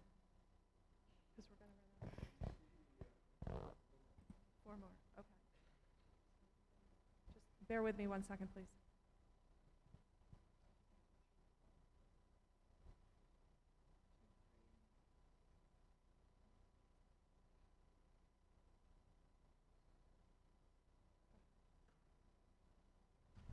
Okay, sorry for that. Go ahead, please. My name is Juliet Sanchez. I'm at 122 Summit Road, and I'm going to be talking about 14.2. 14.26? 14.26. Thank you. Okay, so this past year was my first year at Sparta. I came in virtual as a freshman. I was really disappointed to see 2 of my favorite clubs missing from the list for approval. That is Girl Up and We Are the Dream. Those 2 clubs, specifically run by Miss Brennan, were able to help me find a community of friends in this school that it's very difficult to find when you're in virtual schooling and new somewhere. Miss Brennan's teaching made me excited to come to virtual school. Her class made me think and become a better writer and have better argumentative skills. I don't think I'd have the courage or the ability to stand up here and talk without her teaching. Everything that she's done for students makes us better people, better writers, better learners, more open to the world. I think what Sasha talked about earlier with, and I think a few people before as well, about the Sparta bubble is so real. I came from a different school, and when I come to Sparta, there were racial slurs and things or stereotypes I just did not know existed until I came here. A teacher like Miss Brennan is so valuable and something that we can't lose. Her clubs are really what made me find the people. She was able to foster an environment where I went to her academic assistants to meet some of my closest and best friends in this school that I don't think I would have been able to have without her. Her clubs, including ones that still are on the list like Mock Trial, helped me to become a better student and just a better person in general. And I think it's disappointing to see such an amazing teacher be suspended. Thank you. Thank you, Julia.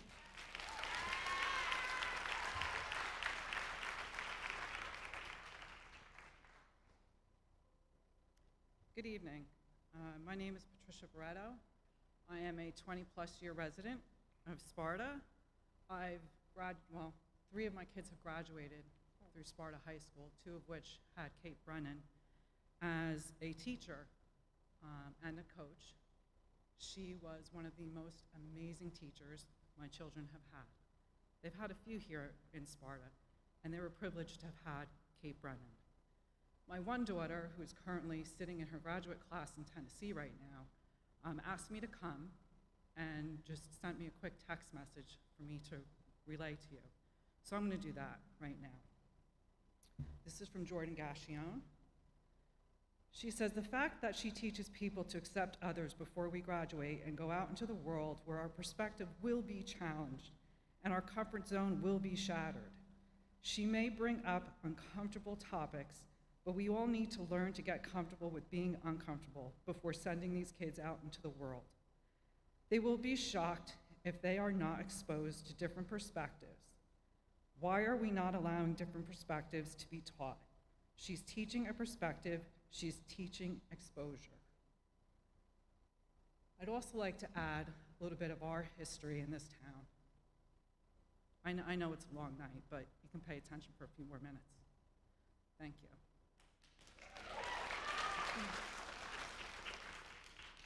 When I moved here in 2020, the first phone call I received was a man yelling into my phone saying, move back to Mexico.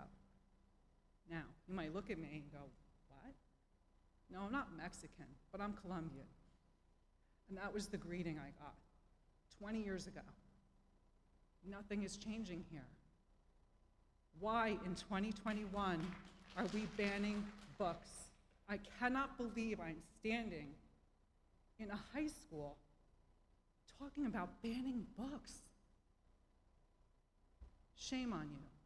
Shame on you.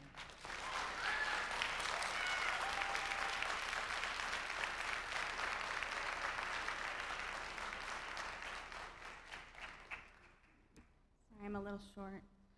It's okay. My name is Christy Levin. I'm a licensed clinical social worker, and I'm here to speak in regard to 14.26, I believe. Okay, if you could just give your municipality. Hamburg. Okay, thank you. Sure. I'm here tonight to support the students. I'm incredibly moved by, one, how many came out tonight, and I just want to take a moment to thank them for their courage, and can we all just give them a round of applause?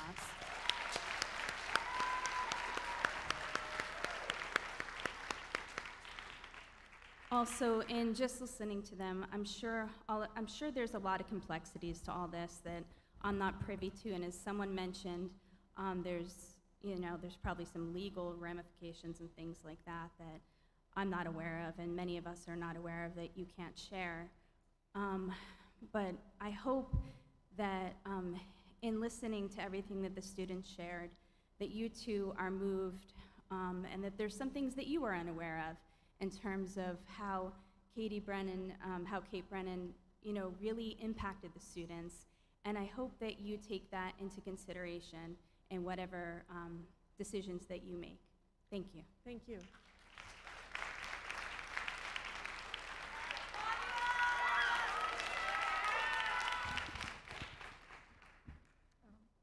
Hello, my name is Kavya Kamath, and I am a senior at Sparta High School. I live at 14 Abigail Way, Sparta, New Jersey, obviously, and I want to speak on 15.7 about supplemental resources to our curriculum. So there are 2 points I'd like to make today. First, I want to speak on a specific comment made at the last board meeting where it was noted that the concept of critical race theory is not a state standard, and the following implication that it will not be included in our curriculum at Sparta High School. Now, I recognize that critical race theory has been a political buzzword as of late, so for my purposes, I'm defining it by that of the American Bar Association, and that it is interrogating the role of race, racism, and racist practices in literature, law, and other fields of scholarship. Now, this is a college concept. We are in high school. I do not expect that CRT, in its most scholarly sense of the word, will be in our classrooms, but I do want to speak to the merits of not being afraid to include its values and focus in our classrooms, because one of its key tenets is that racism is a normal feature of society being codified into law, public policy, and so on, and it is embedded within institutions that replicate racial inequality. So in preparing our students for the world, which is one of the key values of Sparta, it is imperative that they know about the world and not just how they experience it, but how people like me, a brown, queer student, experience it. CRT also emphasizes changing the way we tell stories to better reflect the lived experiences of people of color. At Sparta, diversity and inclusion is one of our core values. CRT and its values are Spartan. The second point I want to address is that I am not a regular attendee at Board of Ed meetings, but my best guess as to what has been added to or removed from our curriculums is hearsay, rumors, and tap into Sparta articles.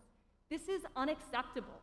Curriculum decisions are important to the Board of Education, teachers, parents, and all the other adults in our lives, but to whom the curriculum matters most is me, us, and his students.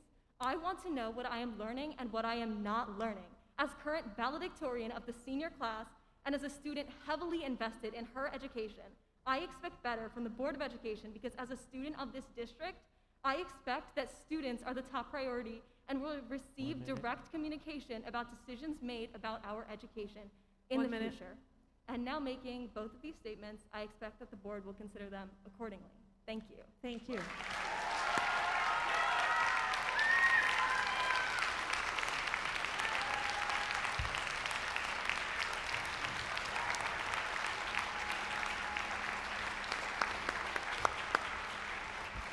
Hi, welcome. Hi. welcome. My name is Janet Wittenmeyer. I live at 34 Longview Road here in Sparta, and I'm speaking on 14.26. I'll keep this short and to the point.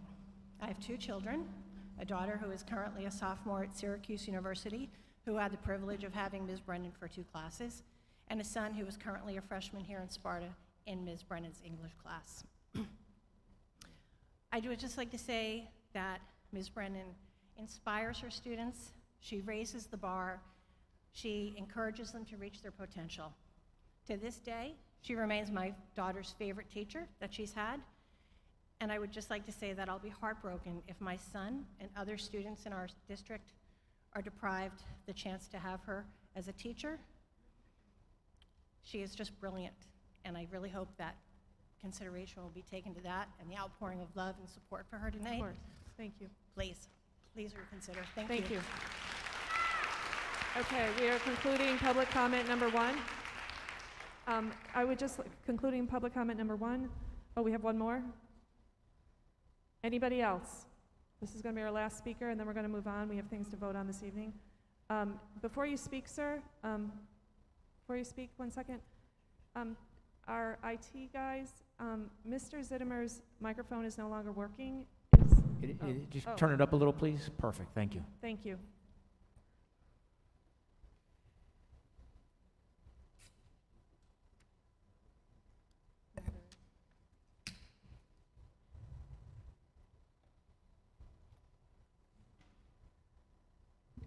Todd Smith, 6 Ariel Way, Sparta, New Jersey. I don't really have anything to say except where the board members just got up and walked out of this meeting have gone to and why we haven't paused for them to return. Are you able to answer that question? I see 2 or 3 that have walked out of this meeting.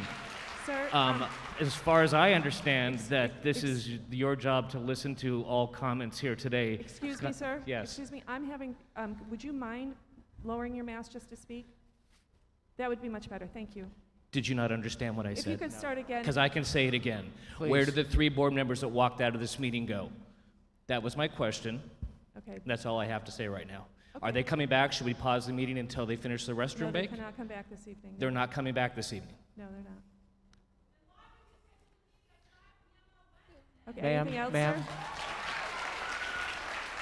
I'm assuming the answer to that question is you expected most of the parents that are working to not show up today. But as you can see, we'll make an effort to get here to show up. And we'd expect the dignity and respect of the board to do the same.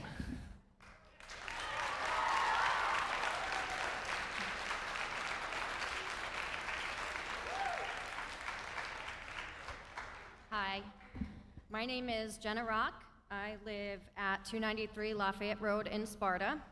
I'm not sure which one of the policies, I don't know if this is time just for public forum or if this has to be on any of the policies that you're voting on, This I does wanted- have to be pertaining to an agenda item on To the one of agenda. the If it's agenda not, there is a items. second public participation session at the end, and you're welcome to speak on anything else. Okay, yeah, that's fine. I can do that then. Thank you. I Okay, just wanted great. to Thank check you and make very sure I much. didn't lose an opportunity. Okay, thank you. Okay, that concludes our public comment, number 1. Moving on. Yeah, Mr. Zittimer, Mr. Zittimer Somebody is else wanted going to to... speak? Okay, okay.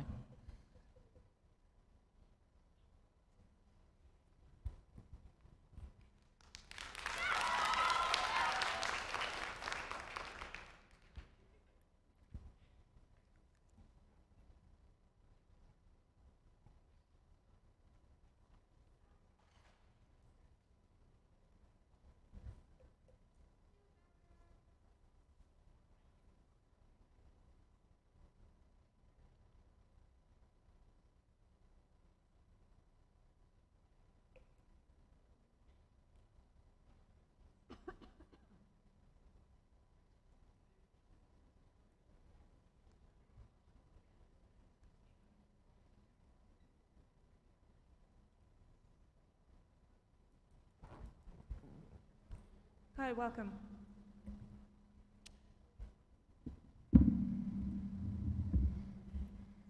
You can just lift it up if you need to. Hi, my name is Cole Anderson. I am from Sparta, New Jersey, and I will be speaking on 14.26. I would like to agree with the second to last speaker who's up here.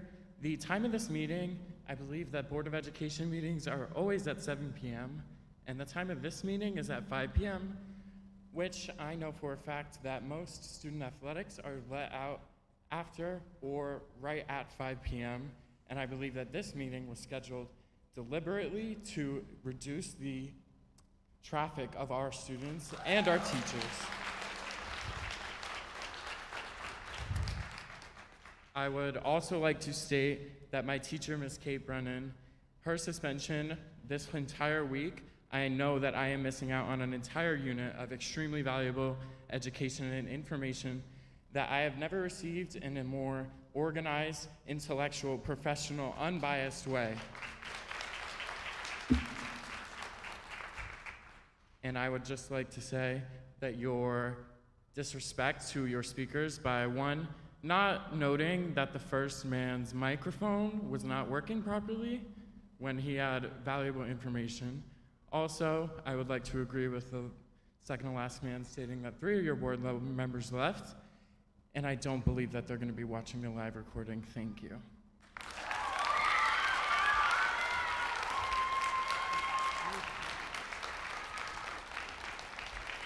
Okay, concluding public comment number 1. Mr. Zimmer, please go ahead. Sure. There was a lot of discussion, as everybody knows, this evening about a particular staff member. A couple speakers correctly recognized the fact that the board is not, from a legal point of view, able to comment on confidential personnel matters. Your comments were heard, certainly. The board can't confirm or deny that any particular staff member has been placed on any type of leave. There was also an inquiry about another administrator and why that particular administrator resigned. Again, that's a confidential personnel matter. If the administrator wishes to disclose that, that's certainly her prerogative, but we can't discuss that in public. Thank you. Thank you, Mr. Zimmer.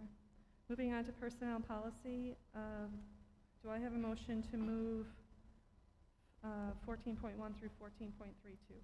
I'd like to make a motion before moving forward. I'm sorry, go ahead. I want to make a motion before moving forward. Okay, go ahead. Table 2 specific items within the policy, personnel policy. 14.29, specifically unified sports, and 14.30. Table it until Table. next month. Excuse Or me? till we're going to table it, not. Yeah, motion to Okay, table both. Okay, and what was the second one? 14 point, 30. and that was unified only? Unified only. Unified only, yes, and 14.30, Okay. Special Olympics. Gotcha. Do I have a second? Second. Okay, thank you. 1 second. No discussion required. Roll call, please. Mr. Smith? Ms. Bragg, Yes. Ms. Grano,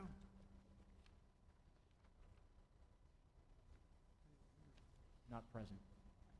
Not present, she's not here, she left.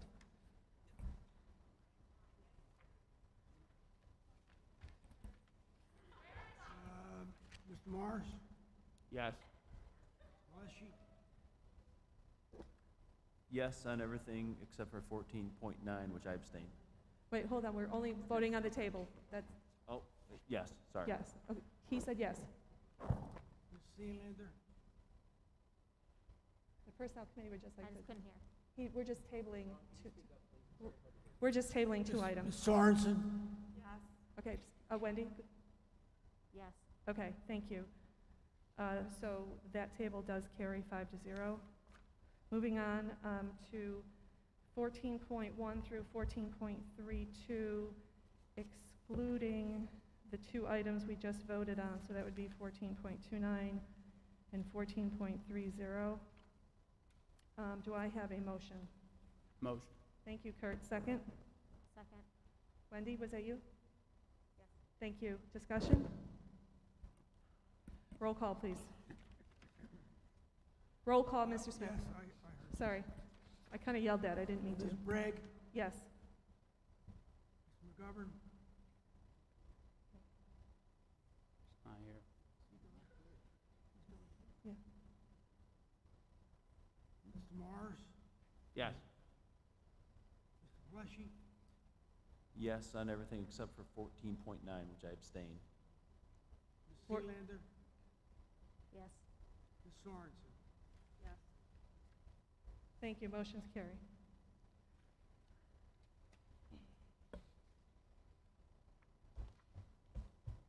Moving on to curriculum, items 15.1 through 15.7. Do I have a motion? I'd like to make a motion. I can't hear you. I'd like to make a motion to table 15.7. Can I do that? Yeah, needs a second.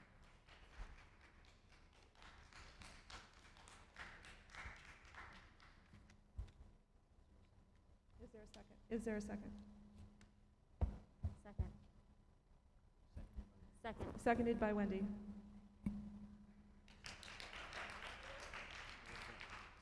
Roll call, Mr. Smith? Ms. Bragg? Yes. Mr. Morris? Yes. Mr. Leshy? Yes. Ms. Sealander? Yes. And Ms. Sorensen? Yes. Krista, could you please give me that number again? 14.7. 15.7. 15.7 is tabled. So now I am looking for a motion for 15.1 through 15.6. Motion. Krista, thank you. Second? Second. Hold on 1 second, folks. That's the roll call. Kurt, did you second? Yeah. Thank you. Discussion? Roll call, please. Ms. Bragg? Yes. Mr. Morris? Yes. Mr. Leshy? Yes. Ms. Sealander? Yes. Ms. Sorensen? Yes. Thank you. Motion carries. Moving on to finance, items 16.1 through 16.11. Do I have a motion? Motion. Thank you, Kurt. Second? Second. Krista, was that you? Yes. Thank you. Discussion? Roll call, please. Ms. Bragg? Yes. Mr. Morris? Yeah. He's gone. No, Ms. he said Ms. Mr. Paleschi? Yes. Ms. Sealander? Yes. Ms. Sorensen? Yes.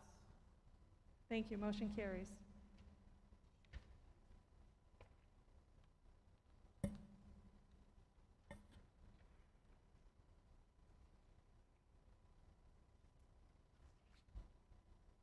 Okay, we have nothing under operations. Moving on to 18.1. Do I have any new business from the board? We're good? Okay, moving on to public comment number 2.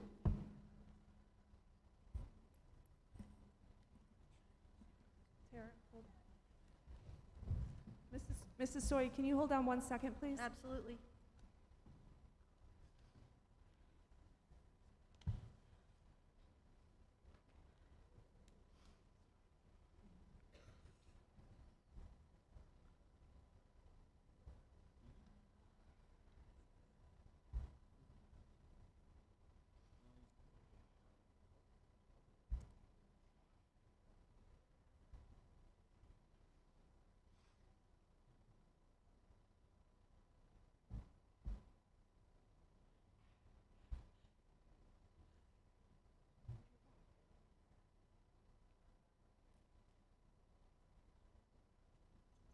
I apologize for that. Not a problem. Please go ahead, Mrs. Soy. Thank you. My name is Susan Soy. I live at 81 Springbrook Trail in Sparta, New Jersey. Thank you. And I'm here this evening as the very proud president of the Sparta Education Association. I'd first like to express my thanks to you, President Bragg. Many of our members may not know that we've had a discussion in the week, and although we've been in a protracted contract negotiation, your team has reached out to the association. We do have a meeting scheduled for next week, which is a very positive development in this. And I'm really hoping that this meeting in advance of our mediation, it's my sincere hope that we're going to be able to work together to reach an agreement. However, we currently are still working under an expired contract. Despite this fact, my members have been doing their jobs and doing them very well. We come to work each day, we face the challenges presented by the pandemic, and give our all, even though we've been frustrated by the length of this process. We continue to work long hours above and beyond our contracted workday to provide an excellent educational experience. We do what is safe and just for the children, while at the same time worrying about our own futures and our own families. I pose a question to you. What do you want for the students of Sparta? Because I think we want the same thing. We want the very best education for our students. We want the best schools, the best classroom materials, the best employees. We want teachers, secretaries, and paraprofessionals, who are paid what they're worth, who are valued, and who are appreciated by the administrators that they work with. And I'll tell you, we also want respect. We've earned it, we've worked hard for it. I ask you to stop politicizing our issues and instead focus your energies on securing a fair contract for your staff. I ask you to offer a contract that's competitive with surrounding districts and to provide the support our students and their teachers need.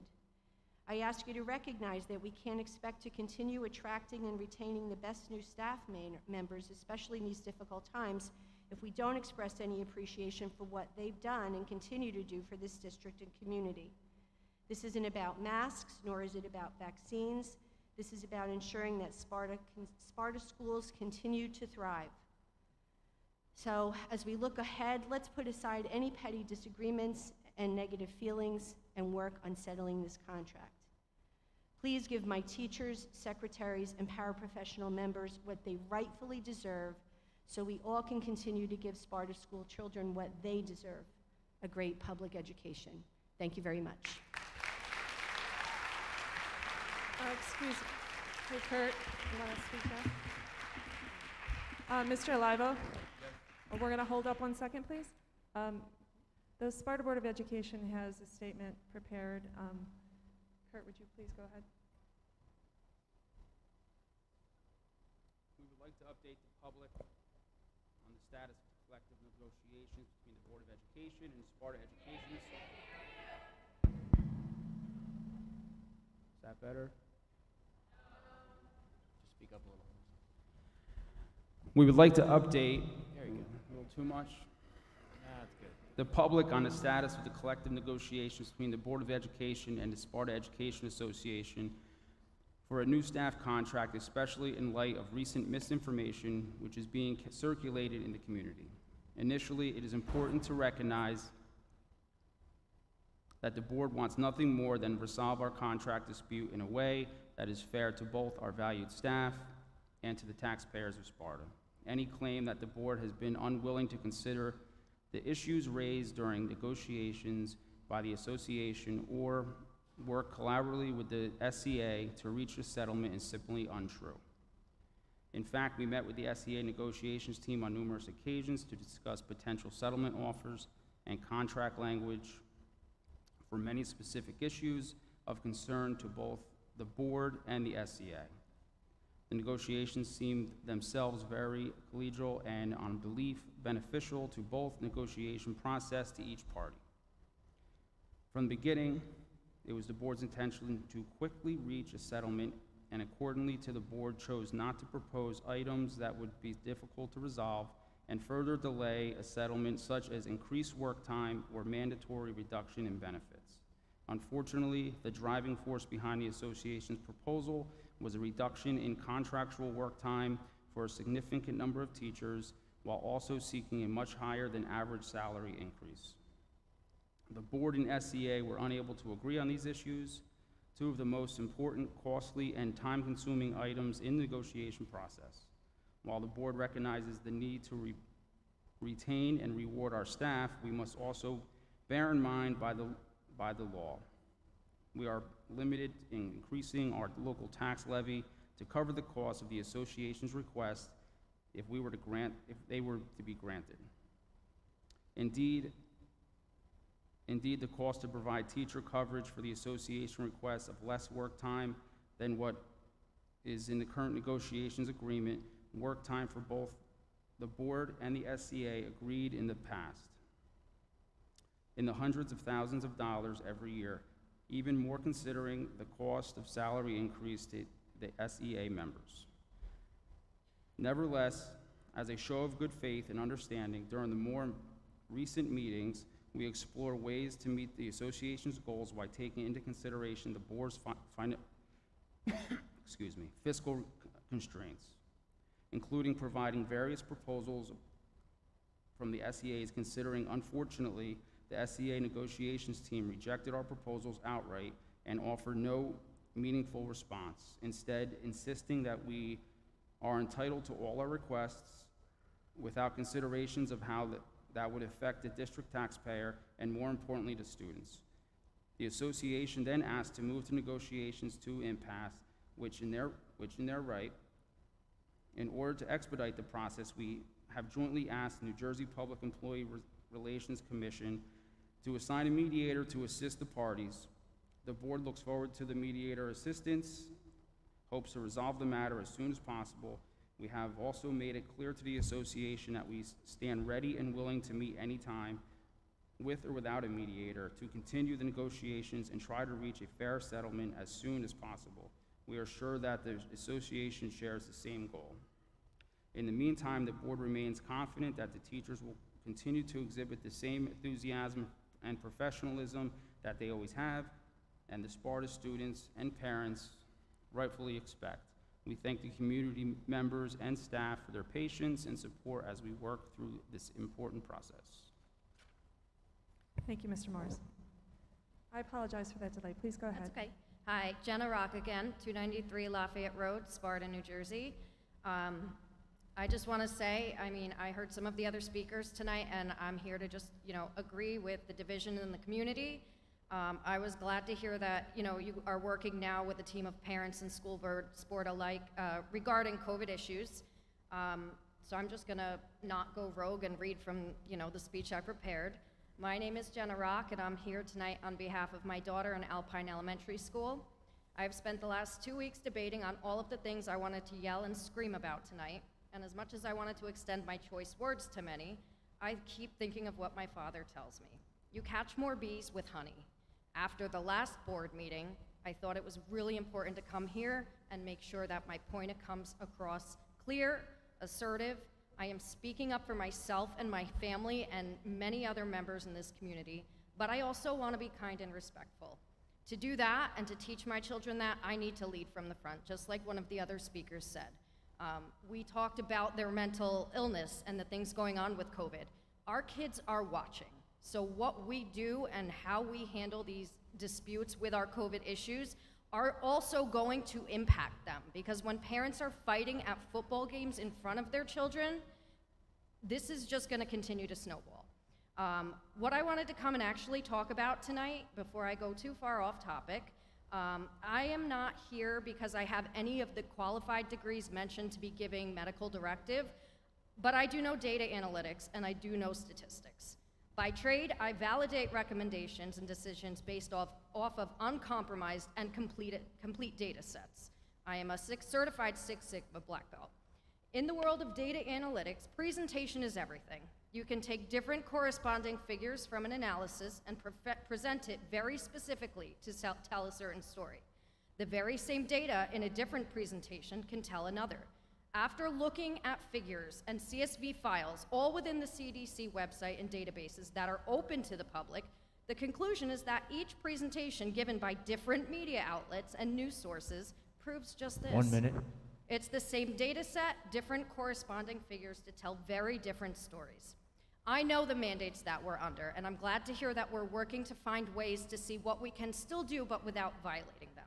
With that being said, I've compiled data from OSHA, CDC, EPA, and the NIH regarding the inhalation of carbon dioxide and the regulations that are in place by the US law for the amount of CO2 that a person can be exposed to within an 8-hour period. All of my data is directly from those sources to ensure we're in compliance with the regulations and to make sure that nobody gets hurt. I will provide a copy of my presentation, and because of my findings, I propose the proper OSHA testing of mask wearing for an 8-hour time period to measure the ppms of exposure before each mask break is given currently. And from what I know from my daughter's kindergarten class, she can pretty much go 3 hours before she gets a break, a 10-minute That's time, break. thank you. Thank you I very will much, pass Jenna. along my presentation, and I will be reaching out to formally schedule a meeting to go through everything. Thank you very much.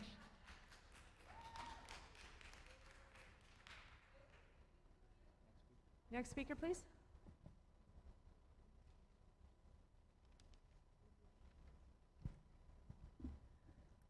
Hi, welcome. Good evening. My name is Angela Feldman, and I'm the negotiations chairperson for the Sparta Education Association. I live at 18 Quincy Drive in Jefferson Township. I'm actually reading this speech for Angela DeLucia, who could not be here this evening. Good evening. My name is Angela DeLucia. I am a 20-year veteran of the Sparta Township Public Schools. I am a community member. I am a parent. I am the proud vice president of the Sparta Education Association. I am here tonight to offer some clarification. When teachers, paraprofessionals, and secretaries' contracts are not settled in a timely manner, the message that they get is that they do not matter. For the past 20 years, we have only settled once on time, and that was during a fiscal crisis caused by Chris Christie's budget cuts. So here we are now, still amidst a pandemic, after pivoting on fly endless times and still providing for our students, we still have not reached a settlement. I wanted to clarify why the community sees groups of teachers in the parking lots before and after school every day, and why when you email an SEA member, you receive an auto reply. We are not just drinking coffee together, nor are we there to meet and greet. We are standing in solidarity to demonstrate the hours in which we are paid to work. We walk in together and out together at our contracted time. Our messages reiterate the hours we work. This is not an easy thing to do. Our members are struggling now to get things done in that time constraint, simply to prove the point that we all go above and beyond every single day. Educators by nature are givers, and it seems the more that we give, the less we are valued. Some may think that having an expired contract is no big deal. I assure you it is. The members of the Sparta Education Association work tirelessly for 1 the minute. students of this community. It is our hope that the Board of Education will start to recognize the worth of our members. Thank you. Thank you.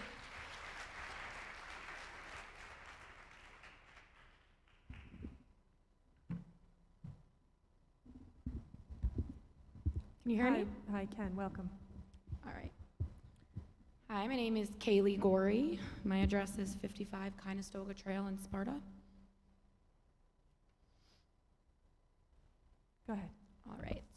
As I said, my name is Kaylee. I am a graduate of the class of 2011 from Sparta.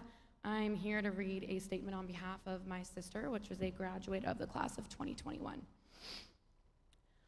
All right. My name is Tessa Gorey. I graduated with the class of 2021, and I had the pleasure of being in Kate Brennan's class for both my freshman and senior years. In all of my years spent in the Sparta education system, I'd never had a teacher quite like Miss Brennan. She is the embodiment of kindness, compassion, and dedication, not only to teaching rigorous class content, but to the general well-being of each of her students. One specific instance I can recall that really speaks to Ms. Brennan's character was the morning of January 24th, 2020. This was the day after Sparta High School had lost our beloved classmate, Melanie DiDomizio. Distraught and heartbroken, I went to Ms. Brennan.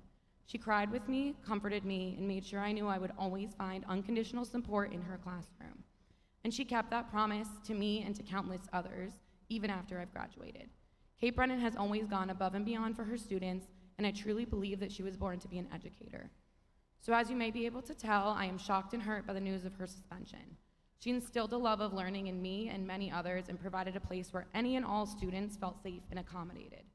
As a student who was lucky enough to be in Ms. Brennan's class, I not only learned the challenging class content in an immersive, understandable way, but I also learned what a strong, upstanding, kind person is by watching her example. It would be a shame and a tragedy to take that opportunity away from future Spartans in this district. Thank you. Thank you.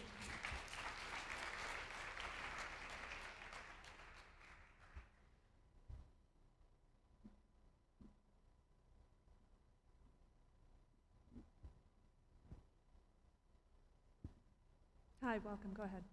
Hi, my name is Kate Madison. I live at 22 Saddle Ridge Road in Sparta. I missed my daughter's back-to-school night in 3rd grade tonight to be at this meeting, and my 15-year-old is waiting for me and probably hasn't eaten since about 10:30 this morning after a 3-hour tennis practice. But I felt it was important to be at this meeting to support the people who are speaking up about some of the recent going-ons in the Sparta School District, and to speak to the recent issue of the censorship of Ghost Boys. I wanted to just brief the board, if not all members have heard about how things with Ghost Boys went down. I know you were all told by Mr. Beck what he planned to do as a result of a few parents complaining about Ghost Boys. These parents had no children in the actual class. I know that you were aware of that. What I have here is the result of an Oprah request that basically proved that not only did Mr. Beck have all the resources at his disposal to not pause this book, and to be clear, pause is just another word for censorship, and pause is the word people use who censor. And education professionals should be well aware of that. To me, this Oprah request, like I said, proved that the action of pausing this book, which, as you can see, has been detrimental to the learning community and to the students in our class, in our district, and obviously extremely detrimental to the academic integrity of our esteemed educators. I wanted to share, as Matt Beck had said, that there was no policy after 1 minute. After 50 years of, esteemed Sparta learning, that there was no policy for vetting books, which is just a farce. I wanted to share the responses of our ELA supervisor at that time, who is now gone. I am shocked that this is the response without a full discussion of the issue. The curriculum committee approves all curriculum documents, which include resources. While a process should be put in place, rushing to do so in a week without exploring all avenues is, I believe, a statement that you do not trust your teachers or supervisors. To remove the book at this point without you or the parent having read it, making a statement about its appropriateness. It is questioning a veteran teacher who made an informed decision about the needs of her students. Responding to the parent and board members in this way without a thoughtful conversation with me outside of emails is disheartening. 3 minutes isn't long enough to talk about what went into banning this book and what happened and went down. Thank you. Thank you.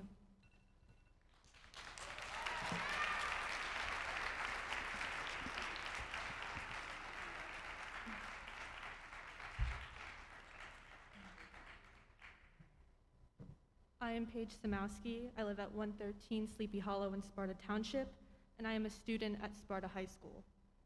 I want to discuss the foundations of the Spartan learning community, which are outlined in a series of district core values available for reference on the Sparta Township Public School website and on the cafeteria walls just outside of this auditorium. I want to turn your attention to 2 of those core values tonight.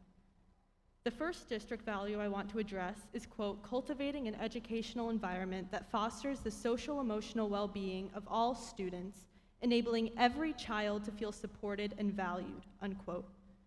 I am a member of the We Are the Dream Club, a group of students who came together to freely discuss the experiences at Sparta High School. It was here where I learned of the habitual slurs, microaggressions, and harassment that non-white students in this school endure on a daily basis. I do not speak for these students, and I am not here to represent them. But I am here as a white student who had no idea that this kind of discrimination existed in my own town and in my own school before I attended these meetings and listened to their stories. That said, I also do not represent all white students in Sparta. I sought out this group, and I chose to listen, and for that, I have gained some perspective on the world my peers and I have been sheltered from. This brings me to the second core value I will discuss. Quote, challenging students to broaden their global perspectives, unquote.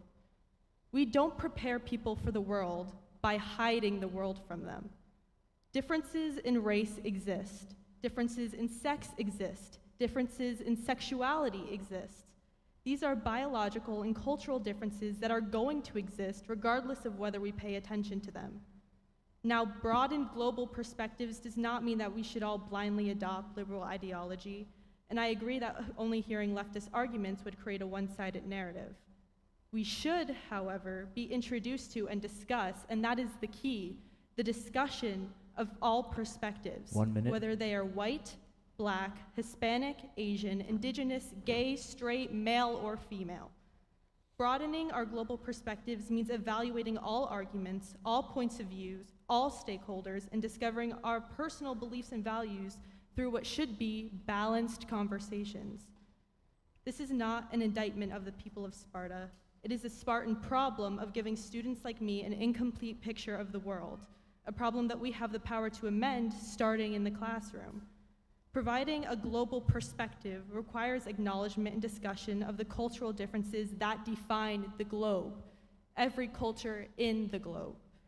So I, as a student, am asking you, as educators, to prioritize our education, to prioritize our futures, and to prioritize your district core values. Thank you. Thank you.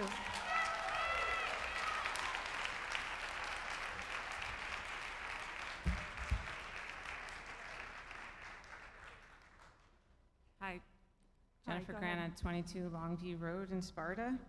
I just wanted some clarification from either Ms. Bragg, the president, or Mr. Morris on the tabling of 14.29 and 14.30. I don't understand what the purpose was. There was no discussion. We respond at the end, Ms. Grana, to all the comments, so your comment or question is noted. We'll respond at the very end. Yep. Well, there is an October vendor fair. I know, okay, so add this to the questions. I don't know how that's going to go off without a Special Olympics head coach that usually takes care of organizing that. Third question, the stipends that were set aside roughly equal approximately $7,000 and $7,500, and I would like you to indicate at the end, when you're answering the questions, how much the cost of your board retreat is going to be in comparison to those stipends. Thank you.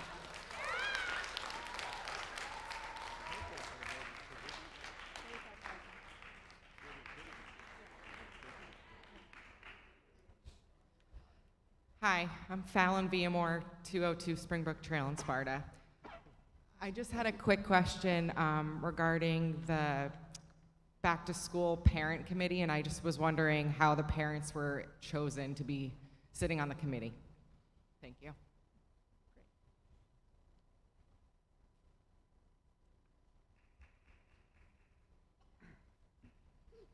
Hi, my name is Mick DiPiano, and I'm living in New Jersey. I did graduate from Sparta in '06, and I came tonight to speak on behalf of Ms. Brennan. As you can see now, you've had students for over 15 years now tonight come and speak on behalf and the impact she's made on their lives. Additionally, I wanted to say how jealous I was when I found out that they had women's studies and gender studies and these kind of classes available now that weren't available when I was in school, that I believe I and most of the other kids who graduated with me could have used. Additionally, this war on CRT, it's just a war on an accurate depiction of history. What I was taught was, what I was taught was whitewashed propaganda and didn't reflect the actual history or socioeconomic opinions of what was going on in the world. And it's important that the children now be educated more properly. Thank you.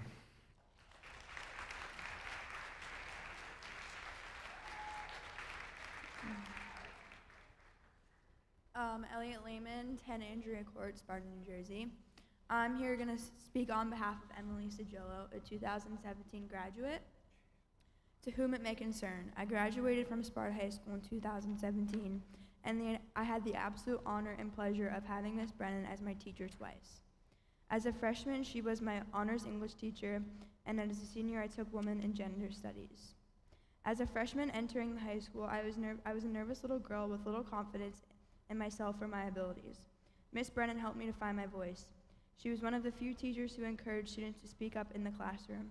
She pushed me to gain confidence in myself while challenging me intellectually in ways that I had not previously been challenged in the Sparta High School district. All throughout undergrad and now in graduate school, I used the critical thinking and reading skills that Miss Brennan taught and nourished. Miss Brennan goes above and beyond for her students. She provided a safe space and a scary environment for the first year of students, inviting us to eat lunch with her and installing an open door policy. And this safe space did not end after my freshman year. Miss Brennan made it abundantly clear that her door was always open for any student regardless of whether she had them in the classroom.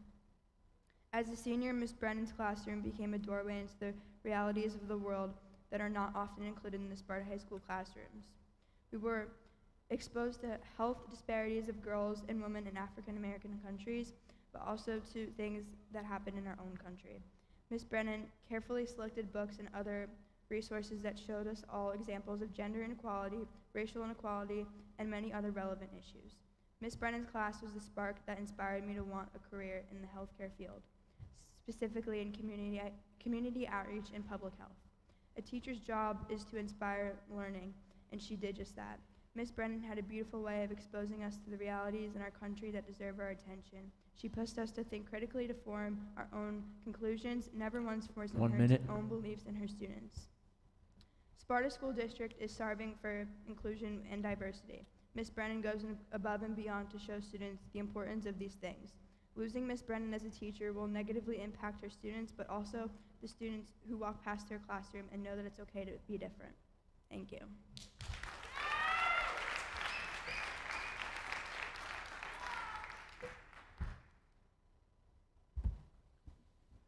Kate Salerna. I live in Sparta, but I don't feel comfortable putting my full address on the record in public. It is on the paper there, as I have been directly harassed and insulted and doxxed already. That's fine, thank you. Yeah, so Sparta alum, and first and foremost, I also want to express my support of Ms. Brennan.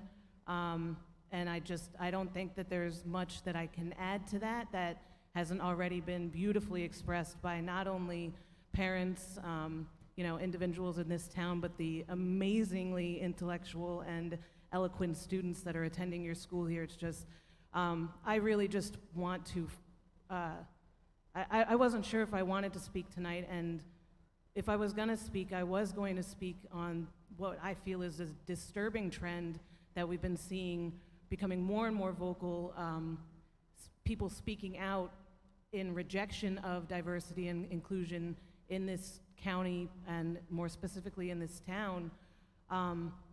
But after tonight, I really just want to take a moment to thank everybody that came here tonight for coming here and speaking out. I am so heartwarmed by this. I'm so encouraged by this. It's amazing.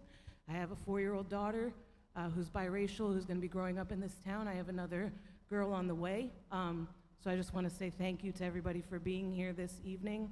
And I also just want to make sure that it's on the record that because, like I said, I've had to interact with a lot of the individuals that I guarantee are some of the people that came to you about Ghost Boys, about Ms. Brennan, about these various issues, how it's an attack on, I don't know, their way of life, it's been put to me, or whatever else, that I fully expect, even if they're not present today, that there will be backlash to this. And quite frankly, having been on the other side of it, I just want to make sure that I'm putting that out there now, so when it inevitably happens, you see that everybody that came here tonight has been speaking eloquently, respectfully.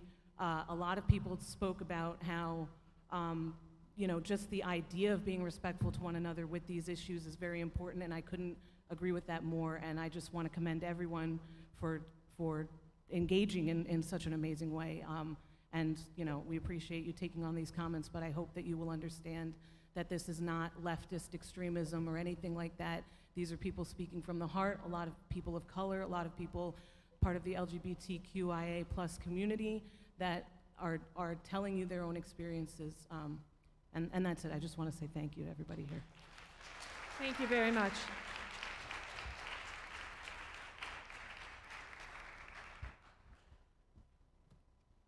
Yeah, my name is Lauren Jones-Rabbit, and I'm a representative of HEAL, highlighting equality and equity through education, advocacy, and love, and it's a Sussex County-based, newly formed coalition.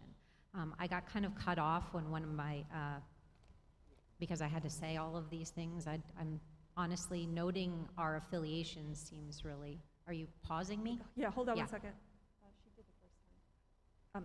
You're adding my time, great, Yeah, thank you. he was asking me a question. Did you list your municipality? And I was explaining to him, you did the first time. Before, thank you so much. Yeah, so I didn't get to finish. Rachel Lynch was a graduate of 2012. Again, she was one of 5 black students in her grade, and she just wants to say that let them know that although I graduated, the Sparta education system failed me and continues to make me and other students and alumni of color feel unwelcomed in our very own town and schools. Let them know that they weren't even able to support the only black faculty member in this entire school. Don't be the ones to continue the legacy of not supporting black students' voices. And so I just want to read a little excerpt of Ghost Boys, the last words. Bear witness, my tale is told. Wake, only the living can make the world better. Live and make it better. Don't let me or anyone else tell this tale again. It seems to me like maybe a certain member of your board is uncomfortable with the subject matter of Ghost Boys. I encourage all the members to read this beautiful book that compassionately addresses the complexities of institutional racism, and just get grounded in what that actually means. When Rachel, a former black student in this district, says that where are the people of color on this board, how can you possibly make decisions without consulting the lived experiences of people of color, of black indigenous people of color, in your community and elsewhere? That's the question. And there was a policy in place for addressing this censorship, and that is exactly what it was. And Mr. Beck, you didn't follow that policy. And so there needs to be some sort of retribution about that, and that needs to happen. That's just from an educator standpoint. I have students 1 minute. As a director of education at the UU who attend Sparta High School, and this is dangerous. It is a very slippery slope. This is scary stuff. I hope that you read this book. It is beautiful, and it does the work for you. It's strange to me that you would choose to alter policy based on a book written by an award-winning African-American writer. It wasn't another book. It wasn't about September 11th. It wasn't about Paul Revere. It wasn't about George Washington. It wasn't about anything except for something that made some people feel uncomfortable. And that's not okay. It's not. So address it and deal with what institutional racism really is. And that just means a lot of white people making decisions without understanding and learning. And let's just learn. Let's learn together.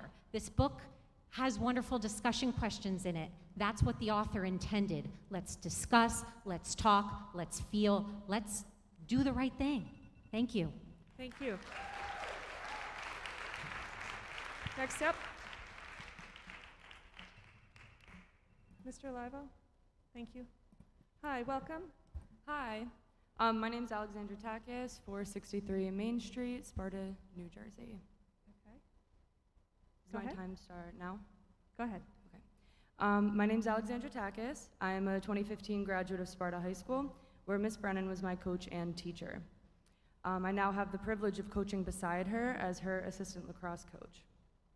And I could speak for hours on the positive impact she has had on my life, my family's, my friends, and all her students and players.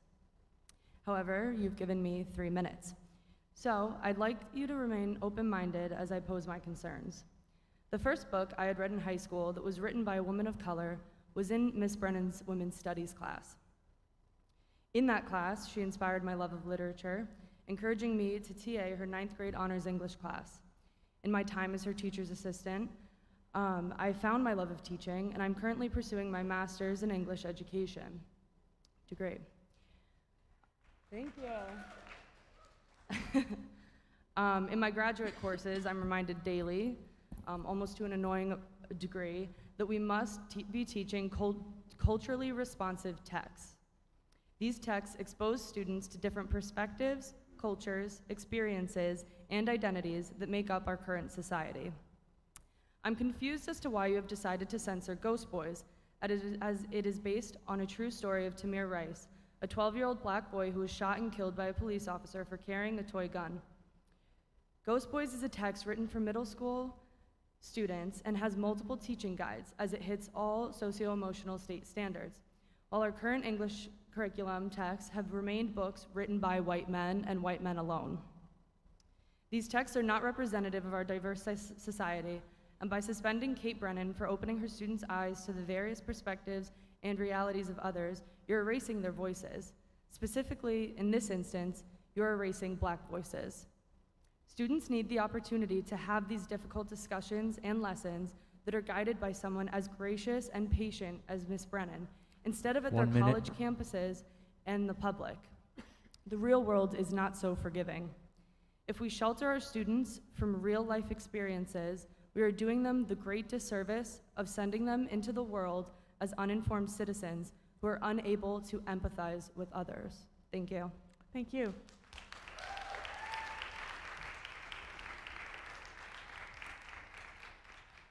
Hi, welcome. Hello, hi. I'm Cassius Battaglia. I live in 131 Edison Road. I was a student and I graduated here from class of 2020. And I begged my sister to take Miss Brennan's class, not only because she's a woman and women's studies is a really important class, but because of how comprehensive Miss Brennan is as a teacher. She ranks as one of the best teachers I've ever had in my entire life. She's phenomenal, and not only like presenting the material, but explaining and allowing for an open room of discussion. I was the only man in women's studies, but I never felt threatened. I never felt uncomfortable necessarily. I mean, certainly the material is really disturbing, and I learned a lot about sexism and racism, which I think is extremely important in my understanding of the world going forward, 2 years. But point being is, I valued her class a lot, and I think losing that legacy and the ability to pass on that knowledge by suspending Miss Brennan is a big shame, and it's disappointing, to say the least, and I hope things will work out for the better. Thank you. Thank you.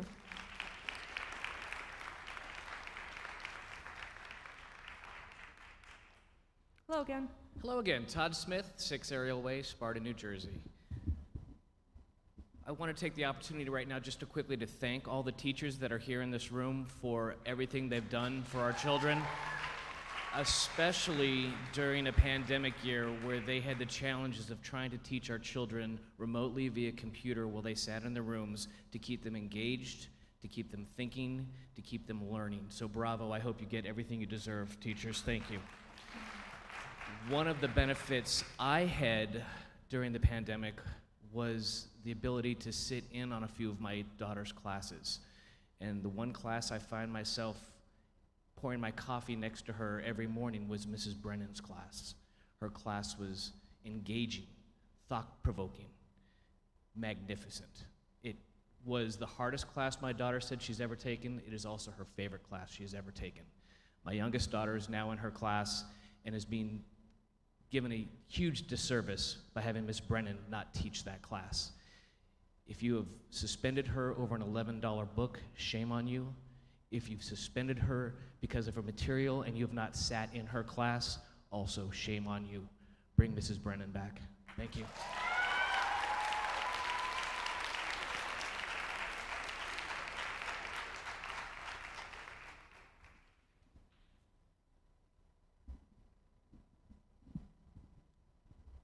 Hi, my name is Gayatri Nataraja. I'm a sophomore here at Sparta High School, and I had Mrs. Brennan as my honors English teacher last year. So the pandemic was really hard on me, and Mrs. Brennan was always one of those teachers who was always there for me, for everyone. It doesn't matter how tired she was or how early she woke up that morning. If you needed something, she was there. So when I finally went back to in-person learning, from virtual learning, mind you, I wrote this letter to her, and I'd like to read it for you all. Dear Mrs. Brennan, this year has been an absolute whirlwind. Though stressful and chaotic, it's been incredibly worth it. I must admit that when I first entered your class, Google Meet really, but who cares about specifics, I was hit with a huge amount of culture shock. I then met my first teacher who did not shy away from hard topics like racism and politics and all the other hard truths of our world. I've enjoyed each and every one of your classes, and so I would like to take a moment to say thank you. Thank you for pouring so much of yourself into your work, even if it is tiring sometimes. Thank you for being so optimistic about everything and everyone. Thank you for having faith in me, even when I didn't myself. Thank you for talking about hard topics, despite how uncomfortable they may make everyone. Thank you for being empathetic and sobering when I needed it the most. Thank you for nurturing my faltering love for learning before it could die out. Thank you for setting the bar high, higher than I ever thought I could reach, and continuing to move it as I progressed. Thank you for guiding me onto my path to eventually become a strong writer. Thank you for preparing me for my future, and while I don't know what it holds for me yet, I will now be better equipped to face it head on. Thank you for everything. 1 minute. I hope that Mrs. Brennan is still around later on to give this type of hope to the rest of her students and more students to come. Thank you. Thank you.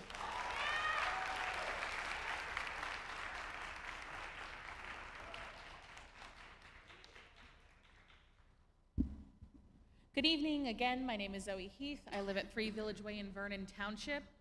I would just like to echo what several speakers said, that having a meeting on 5 p.m. on back to school night not only harms community members like the 85% of Sussex County residents who work outside of the county, but it only looks like you do not want the people you serve and your faculty and students to be able to attend. It is also incredibly hypocritical that when these incredible, articulate, powerful, clearly future leaders who their students are who are coming up here to speak tonight, that I see board members on their phones looking down, so can't even give these students the decency of looking up and hearing what they say. Just because they are not old enough to vote for you does not mean that you do not serve them. Again, anytime an elected official schedules a meeting at a time that is clearly and deliberately inconvenient just proves that you do not serve this community, you serve yourselves and your political agendas and future aspirations. Thank you.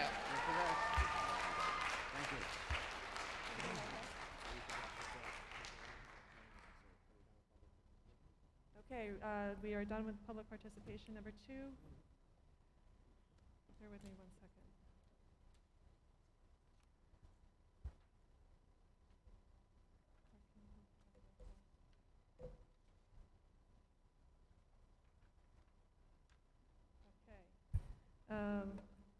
Before we move on to for the good of the order, I would like to address a few of the questions. No, we never do that. First, how are the parents chosen for back-to-school parent group? It is called the return-to-school parent group, parent feedback group, I think is what we called it. We had received like a petition from a large number of parents, and that was presented to us by a group of parents. From that group of parents, I chose 4 of those parents that were, I believe, I'd have to look at my notes to remember exactly, but I believe it was 4 parents from that group. And then because I wanted to have alternative input and thoughts, I went through my emails from my parent communications, and I chose 4 other parents who had opposing views. I wanted there to be a balance in this particular committee. I believe I talked to Mr. Beck about that. We had kind of run through the names, and he reached out to those parents and invited them to participate. So to answer that question, that was how that came to be. Another question was about 14.29 and 14.30. I guess my time's up. Those items are being tabled. The Personnel Committee still needs to flesh out some details regarding those 2 items, and that's why that was postponed at this time. Mr. Beck and Mrs. Rossi, are there any questions that you can answer now? I had a question. Mr. Sanchez had a question about clubs.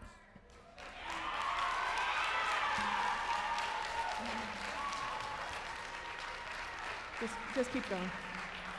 It's the lacrosse team. It's the lacrosse team.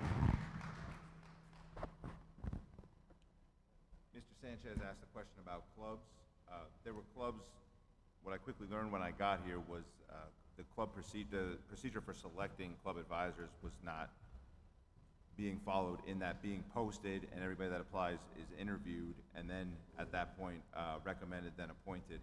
So that process, had to make sure that process was being followed. There still are a few outstanding clubs. No clubs have been eliminated by any stretch. So there were still a few outstanding clubs that were pointed out to me that we are working to fill. The contact tracing protocols that we follow are from the Road Forward and from the New Jersey Department of Health. The vaccine mandate, somebody brought up the idea of volunteers keeping records. I already had the opposing side bring up the fact that they wouldn't want, they only want medical professionals keeping records. So the confidentiality is definitely an issue when you're talking about volunteers keeping records. And COVID cases, somebody asked about COVID cases notification. Those are coming directly from the schools. And when there are cases, those school principals notify their community. Thank you. Was there anything else? I think the only thing I would just add to ensure that everyone is aware of that, the book Ghost Boys is still available for students. It's on the shelves, and it was a selection for a book club. It is still a selection for students to pick from. The last thing I would just add is that there were no policies or regulations changed. Sometimes policy and regulation is general, and there is a need for a process to specify how selection is made, just as in the textbook process that we have in place. And also sometimes those processes are put in place to protect our judgment and to ensure that the people making the decisions are the educators and that they have the support to do so. So once again, if you have any other questions regarding this, you can always reach out to me. Thank you so much. Thank you, Mrs. Rossi. Yes, the board retreat. Hold on one second. Can I ask a question about tabling those 2 items, 14.21? Hold on one second, Wendy. The board retreat is $35,000. It is October 16th. It'll be here in the auditorium at the high school. It is involving extensive strategic planning. It's a 3-year strategic plan for the district. We invite the public to join us. And what? Go ahead, Wendy. I just wanted to ask if I can't hear you. Can you please keep it down? I just wanted to ask if we're going to be able to address these two items without any implications for the events that were mentioned that are coming down the pipeline. I'm sorry, Shirley, the two items from personnel? Yes, Yeah, that is the hope. I didn't hear it. Yeah, the hope is that it gets resolved very quickly. Okay. We'll be in touch. Hold on, my glasses just fogged, bear with me.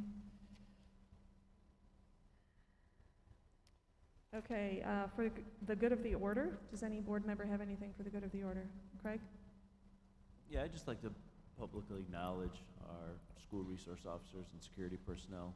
I think the job that they do goes unnoticed a lot of the time. So just want to thank them for their dedication in keeping our schools and our students and teachers and administrators safe. So thank you.